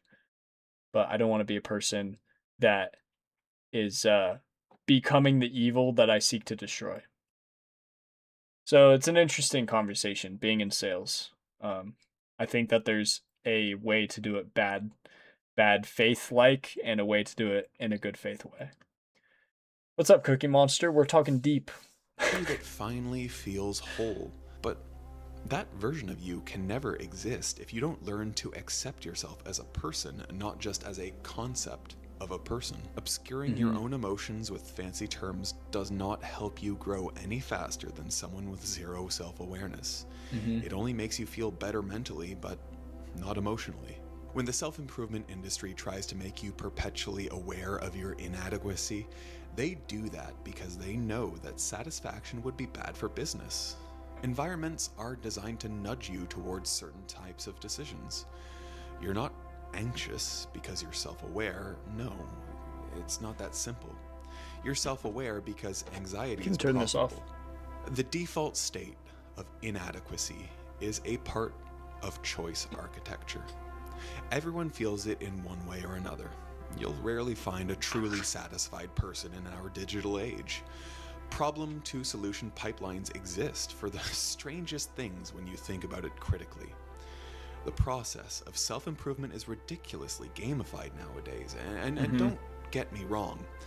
To-do apps and journaling apps are great, but does your mental health really demand a monthly subscription for you to love yourself more? No. I think that everyone needs to just seek a better version of themselves physically and actively. I think subscribing to a mental health app that feeds you affirmations, you don't need to do that. That's like a capitalist gamified self-improvement bullshit that it's like, bro, just seek that shit with good connections. There you can get that shit for free. If you can't do it with yourself as an individual, then create the connections in life and do the things that you enjoy doing to allow you to reinforce those beliefs in yourself. Do not spend money on that shit. And there's certain things like I said with my coaching, like I'm providing a service that helps people get better at flips, and I'm confident with my ability to coach, and that's different because it is a skill that people want to learn.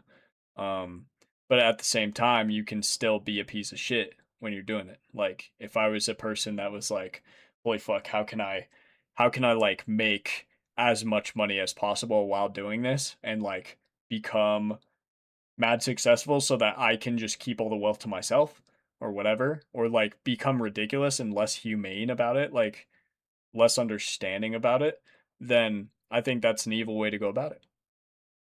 You know what I mean?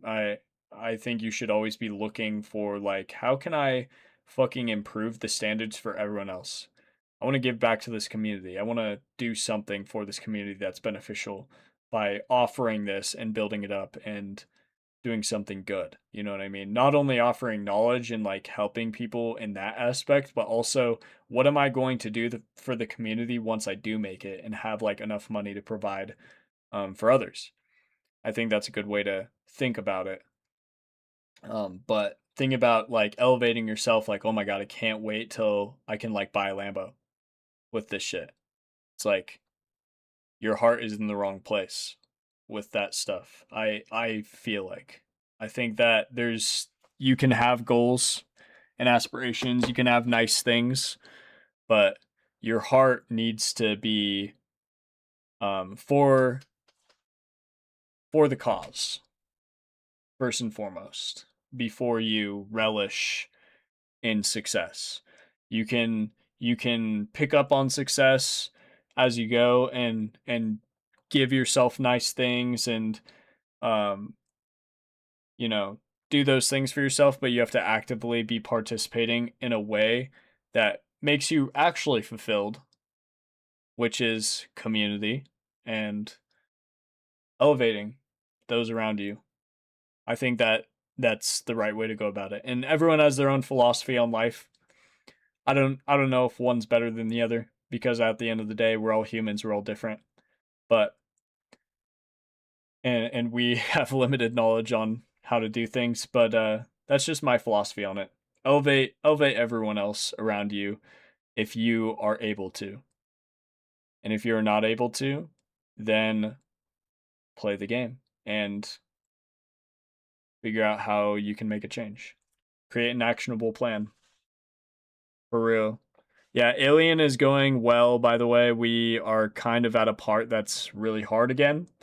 So we're not going to play Alien tonight, but we're going to finish this up and then probably end stream. Really?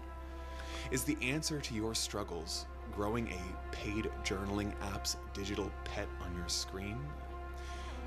And sure, look, it sounds harsh for me to point this out, especially since it actually does help some people out. But the truth is that our environments created these problems in the first place, and then Yep, it's not a harsh criticism. It is reality, and it's pointing it out to people who are being farmed with this method that is being used by the system. It's important for people to wake up and realize that, like, you are being duped by the system. Like, these problems that you're experiencing are created by the system. There is individual accountability that needs to happen in every instance, but the society we live in literally rewards people who do this to others. Like, you don't paying a subscription to an app that's inherently meant to help people. It's like, holy fuck. It's supposed to snow on Thursday? Holy shit. Like, it's like, holy fuck.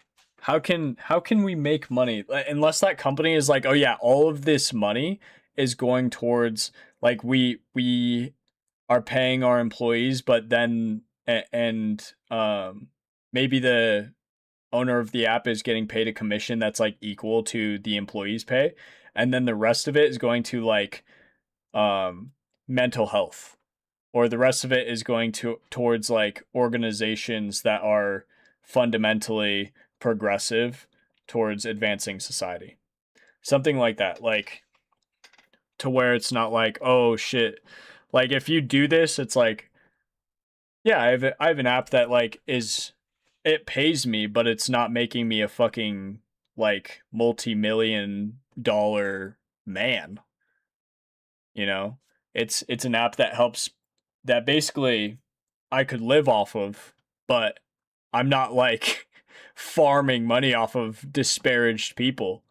You know what I mean? And a person in their mind, they might be like, "Oh, I'm helping people. I'm helping so much people with this app. Like maybe it does help some people like you said, but it's like you have to literally manipulate people, or you have to manipulate the system and farm money off of people's despair essentially when you're doing shit like this.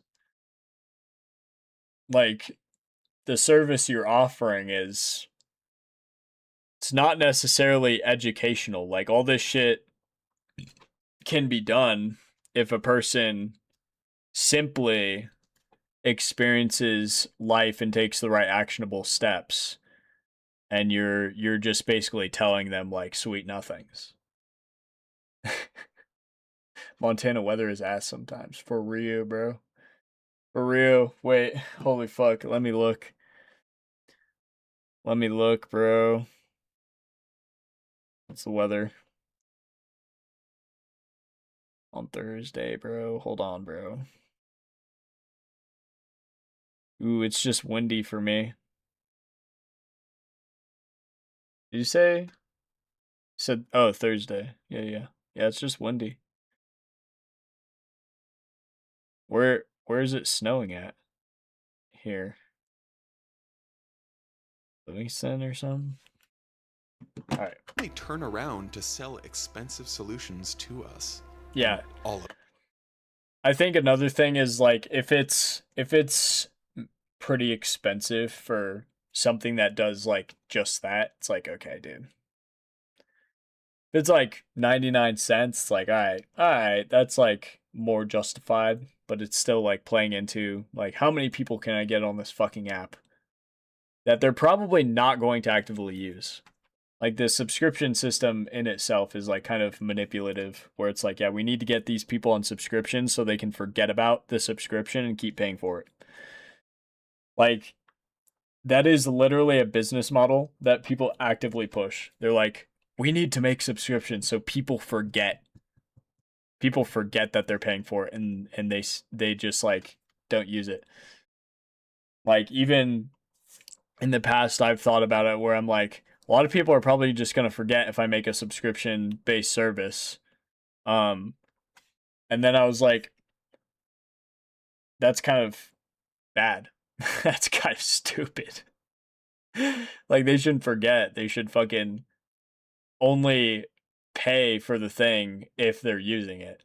And that's something that I've actively thought about with things that I've invested in, where it's like, bro, why would I want to why do I get charged for something that I'm not using? And it's like you're being charged for the idea that you might use it. I guess it's different for certain things, like physical commitments, going to the gym. It's like, yeah, if you're going to invest in going to the gym and you have a monthly payment, you should probably fucking go to the gym. But when it comes to these apps, it's like, come on, man.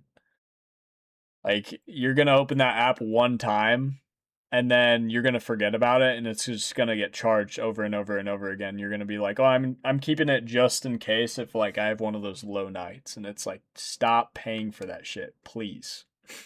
Please stop. It's bad. You're wasting money, even if it's small. Billings. Ooh. Yeah, you guys are getting farmed by snow then. everything that I've said so far, none of this means that self-awareness is bad or that growth is impossible. It just means that we need to be a lot more careful about the content that we consume on our journey towards improvement. So true. Perhaps the first truly I guess something to keep in mind is like these things are just supplemental, and they're not like a solution. So I think that this is something that people need to realize is when you're consuming content or consuming the self-help things, having a subscription to a self-help app, it's like maybe that's not inherently bad if those things exist, but you should not expect them to solve your problems because it can make it worse. because it can put you in a state of paralysis. So you have to actively create the change. You can't always just rely on something that's like a band-aid on a fucking artery. You know what I mean? Where action to take isn't to analyze yourself more deeply, but rather it's to recognize who benefits from your analysis. Once you realize that, you can choose to refuse the transaction. That realization isn't something completely new. In fact, history shows that ideas of the self vary across cultures. In some places, the self is merely a distraction, not worth pursuing.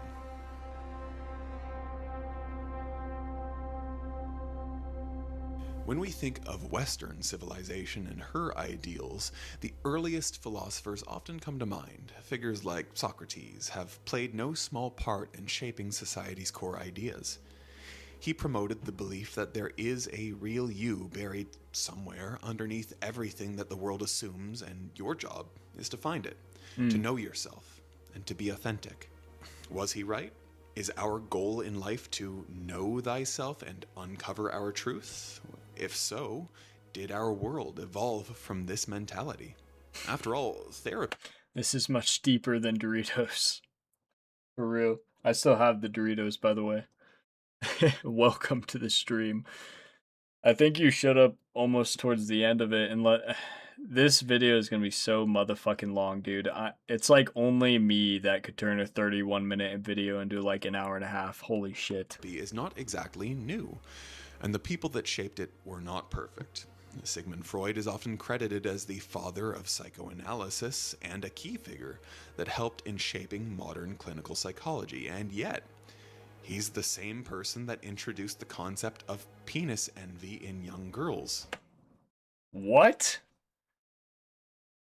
I kind of tuned out for a second because I was reading your chats, and then I just hear penis envy.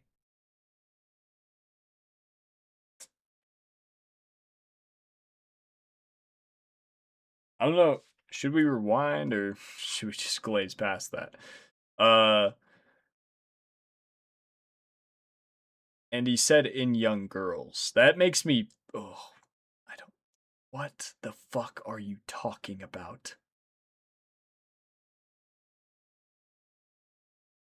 I feel like we gotta run it back so I can understand what he's saying, because that was like a major fucking wall that I just hit. I was tuned out for like 3 seconds, and it just hit me like a train. We're not gonna play Alien tonight because it's already late. I started the stream late, so it's my fault. Or else we probably would have been playing Alien like 2 hours ago. maybe 3 hours ago. Meanwhile, Socrates, in all his wisdom, claimed to have we gotta go back. people Hold that on. shaped it were not perfect. Sigmund Freud is often credited as the father of psychoanalysis and a key figure that helped in shaping modern clinical psychology, and yet he's the same person that introduced the concept of penis envy in young girls. He's talking about a guy that created that concept. But what in the fuck? He's talking about like two things that are diabolically antithesis of each other, maybe, where he's like, oh yeah, this person was a genius, but then he created this like really extremely fucked concept. Hold on. Same person that introduced the concept Hold on. that helped in shaping modern clinical. Wait. And the people that shaped it were not perfect. Okay. Sigmund Freud is often credited as the father of psychoanalysis. Sigmund Freud, he said the people who created it are not perfect. Okay, thank fucking God he said that. Holy, we just went through like the greatest mother of pauses of all time. To where we had to reverse that shit like multiple times to like get the picture again. Ugh, what the fuck? Okay.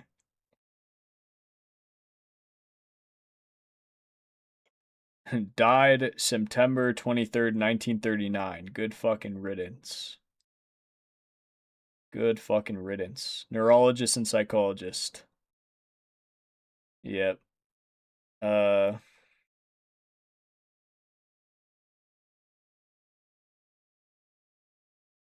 Controversial psychoanalytic theory suggesting young girls experience feelings of inferiority, jealousy, and castration upon realizing they lack male genital organ. What? You know what's funny is like that's a product of our society. If that was the truth, that is not literally a thing tied to like, oh yeah, the girls are feeling inferior because of this. It's literally because the girls were feeling inferior because they are literally brainwashed into thinking that way because of society. So it's just the patriarchy that creates that. That's like the reason why I like how he's so close to the point and then he missed by a fucking mile with that one. I guess in that time it's like you're so full of yourself because you're a man in like peak male society where it's like, yeah, we're fucking like women have no rights whatsoever, that you start creating studies about women, but you're so deluded about girls and women and all sorts of things. You start creating these things that don't actually exist because you're so deluded in the society that benefits you inherently that you fail to recognize that the society that benefits you inherently is inherently bad for anyone that doesn't benefit you.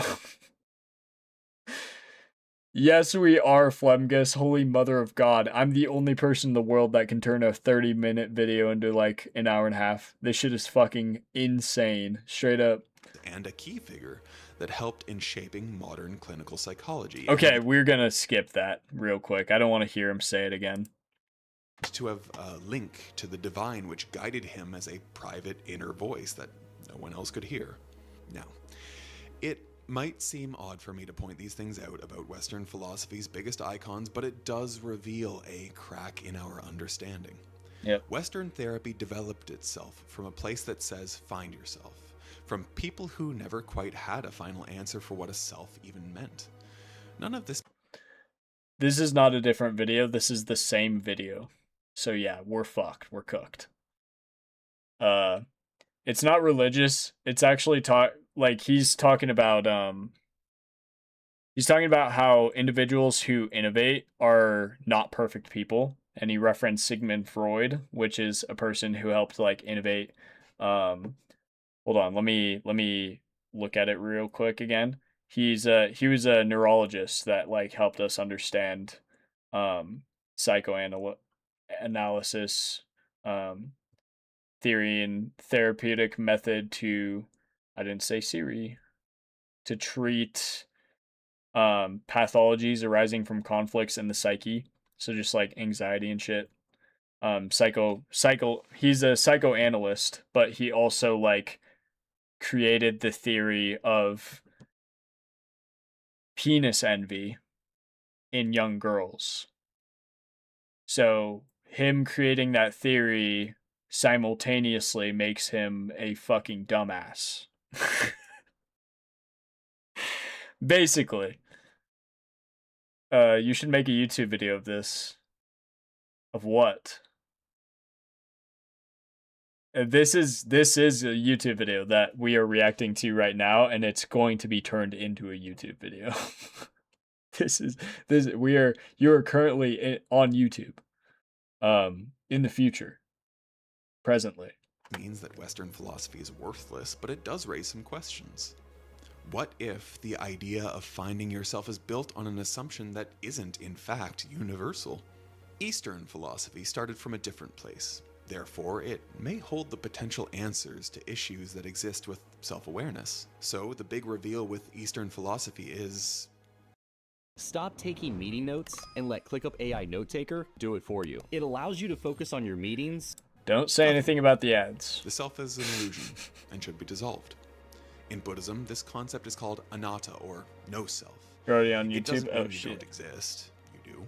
But rather, Eastern philosophy doesn't pressure you to search harder, nor does it worry that you haven't found your authentic self yet. This is why I think Buddhism is so based. Like anything that's spiritual based religion that doesn't talk about like rule sets and like define exactly what you should and shouldn't do with your life, because all of those rule sets are inherently rooted in a preconceived notion and society and norms based in that society, which are sometimes all wrong. Like sometimes the religious norms that people exhibit where they're like, oh yeah, this says this in the Bible, for example, like says this in the Bible, and it's just like inherently infringes on human rights. And it's like, yeah, so I don't want to follow that because it's fucked. And versus like something more spiritual like Buddhism, where it's like, yeah, like this is a guide for you to live your life, and exactly how he's saying, where it's like you don't need to crazy analyze yourself or doubt who you really are. Like you don't have to like constantly analyze who you are in moments and be like, is this really me? Which version of myself is really myself? It's about improving yourself and like expanding on your knowledge of yourself and like just becoming better in every way. And I feel like those more spiritual connections help you get there. And those things do exist in the other religions too. Like in Christianity, there is principles that are like inherently good. But there's a lot of really bad ones too. Like the things where it's like just following rule sets and then people get to cherry picking verses and this and that, and it's just like kind of weird. But yeah. Instead, it presents a different way of thinking, one that rejects the idea of a permanent, unchanging you. You're not a statue waiting to be uncovered. You're more like a river, different from moment to moment, but possessing one name. This, in turn, reframes everything that we think we know. The West's search for meaning is much harder to justify today. Even mindfulness from the East has been rebranded into something that helps in our search for the self. Because of that, it's become a billion-dollar industry. Meanwhile, the version of time to hit the road gets back in bed. How many people do you think exist out there that make posts like that on social media where they're like taking a picture of themselves getting ready to do something, and then they just immediately take everything off and just go right back to doing nothing? How many people do you think like that exist? Mindfulness taught in Buddhism and other Eastern practices is not about how it leads to more material wealth. That's not why meditation is encouraged.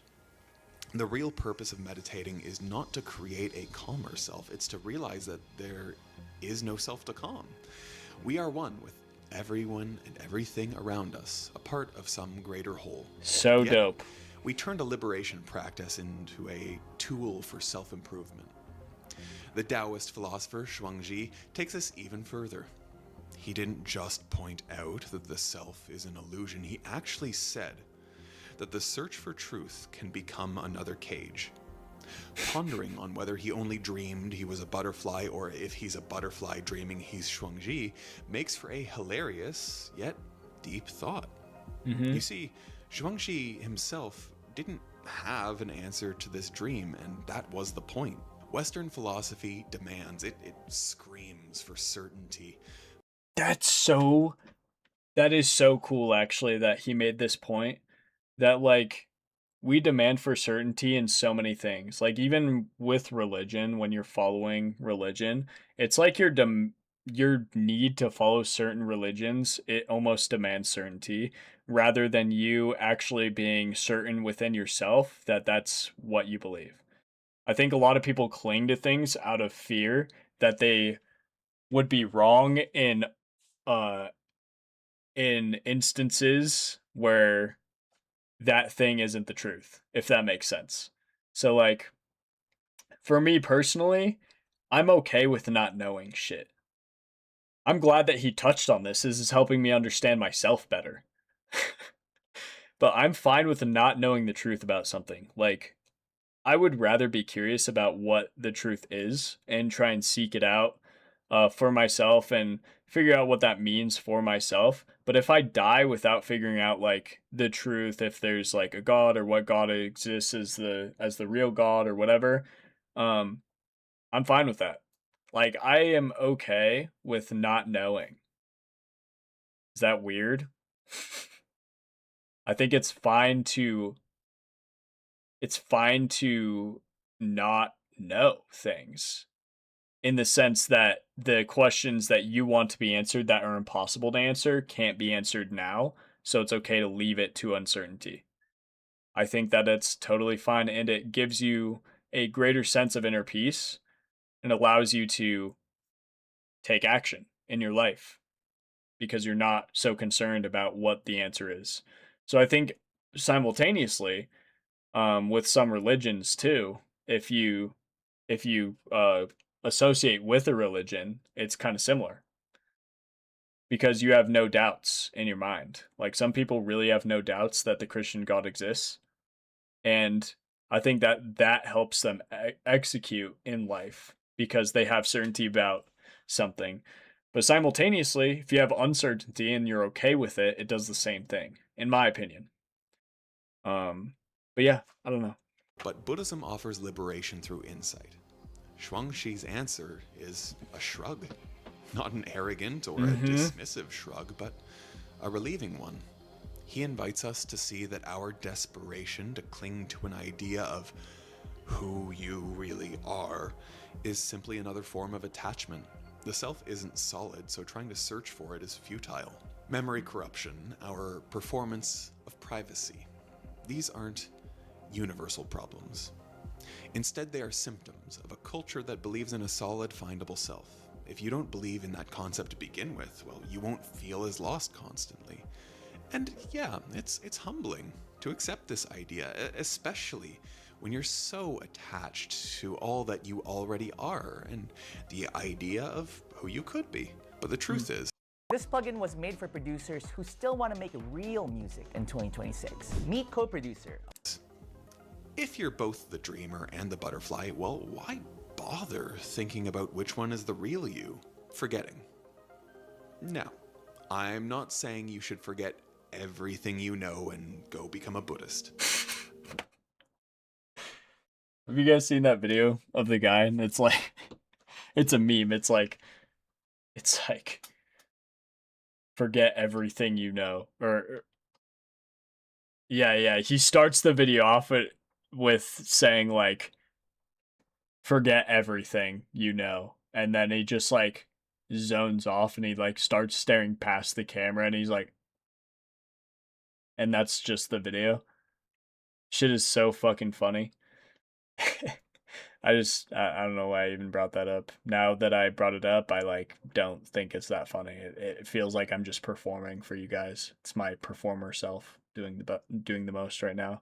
My bad. Let me lock in. There is a value in both Western and Eastern philosophies. The real issue with self-awareness is that when it's all you ever think about, it becomes paradoxical. Observation changes what is being observed, and therefore you never truly get anything you were searching for in the first place. The truly terrifying aspect of self-awareness is this: the only way to find yourself is to lose yourself.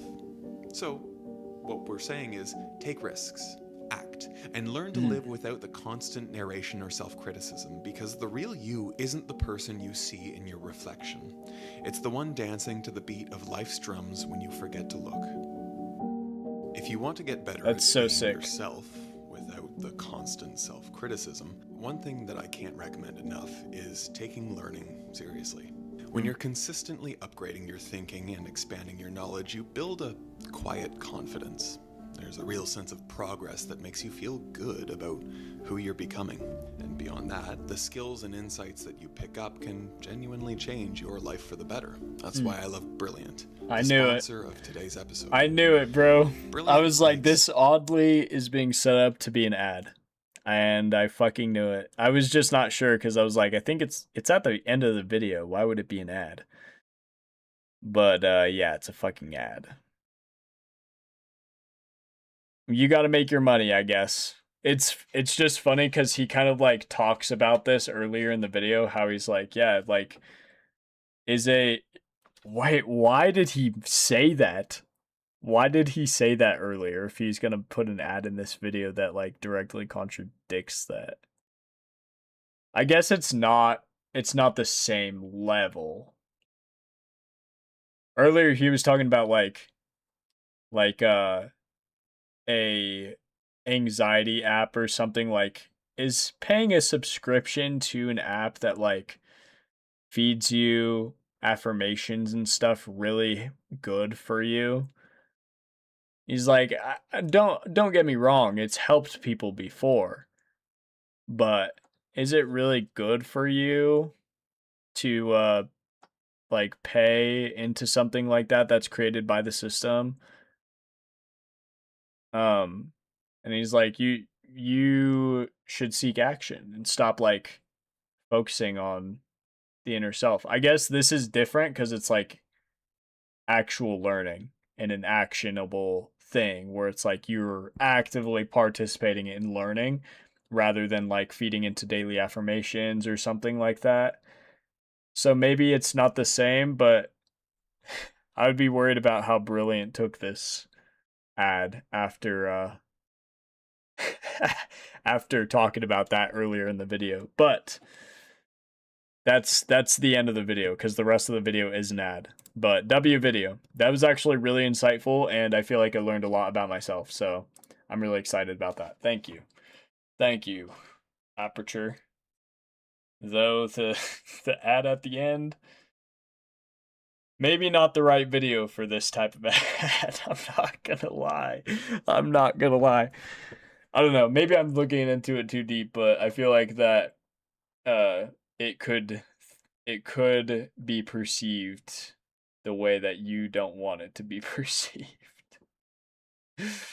I don't know, bro.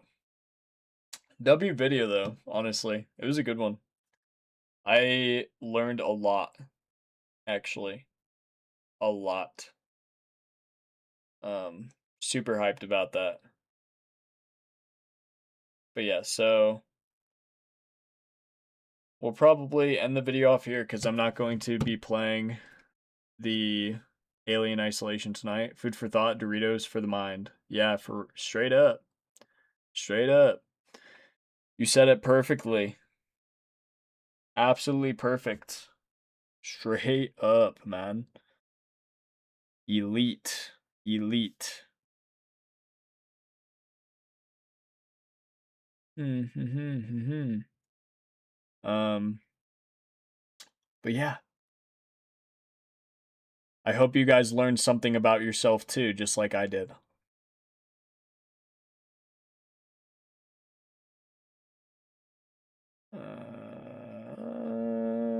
I'm just checking the IG post.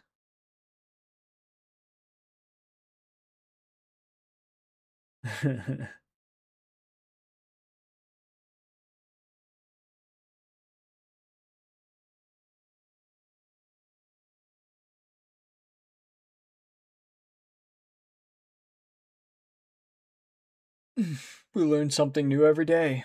Yep.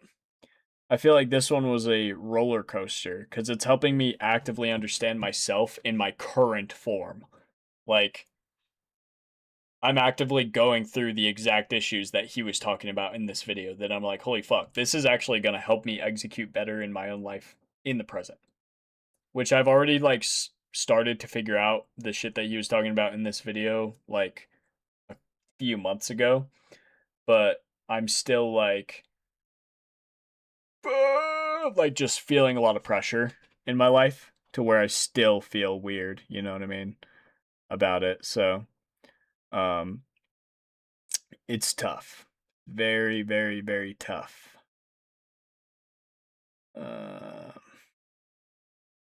But yeah, very beneficial video to watch. I've learned a great amount and I'm really, really happy that I watched the video. The ad at the end was so funny though. I'm not gonna lie, so funny. I can't stop thinking about this shit. I cannot stop thinking about that shit. But yeah, we're gonna end stream here. So I appreciate you guys for watching. Thank you so much. But yeah. I hope you have a good night. And probably see you again tomorrow. I gotta actually create the streaming schedule. I tried to do it, but I was like getting confused. Twitch does not make it easy to navigate. Their platform is so convoluted, it's fucking insane. Like I'm trying to adjust my schedule, and I'm like, okay, cool. Add day, and it's like, cool. Nothing changed in your schedule. I'm like, the fuck do I do? I think I need to depress a box that I didn't press, and it's like, why would I need to press a box to approve something when I am actively approving that thing? You know what I mean? Like, what the fuck? It's tricky, especially from PC to phone. It's like, what? Yeah, straight up. I'm like, using it on my phone is drastically different from the PC, but on the PC, I'm mad confused. Like, and that's where you can do most of the shit anyway. Doing it on my phone too, I'm mad confused. Like, they just did not build their platform in a way that makes sense. Like, nothing makes sense. I don't know how, but it doesn't. It does not. But yeah, we're gonna end stream, so appreciate you for watching. I'll catch you tomorrow. Stay tuned. I'll probably stream earlier, but theoretically it'll be around like the same time ish. Probably a few hours before this one started. So I'm thinking like 6 p.m. EST. Or no, not 6 p.m. EST, my bad. That's 8 p.m. EST is what I meant to say. Bye-bye. All right. Peace out. Peace out. Thank you. I'll see you tomorrow.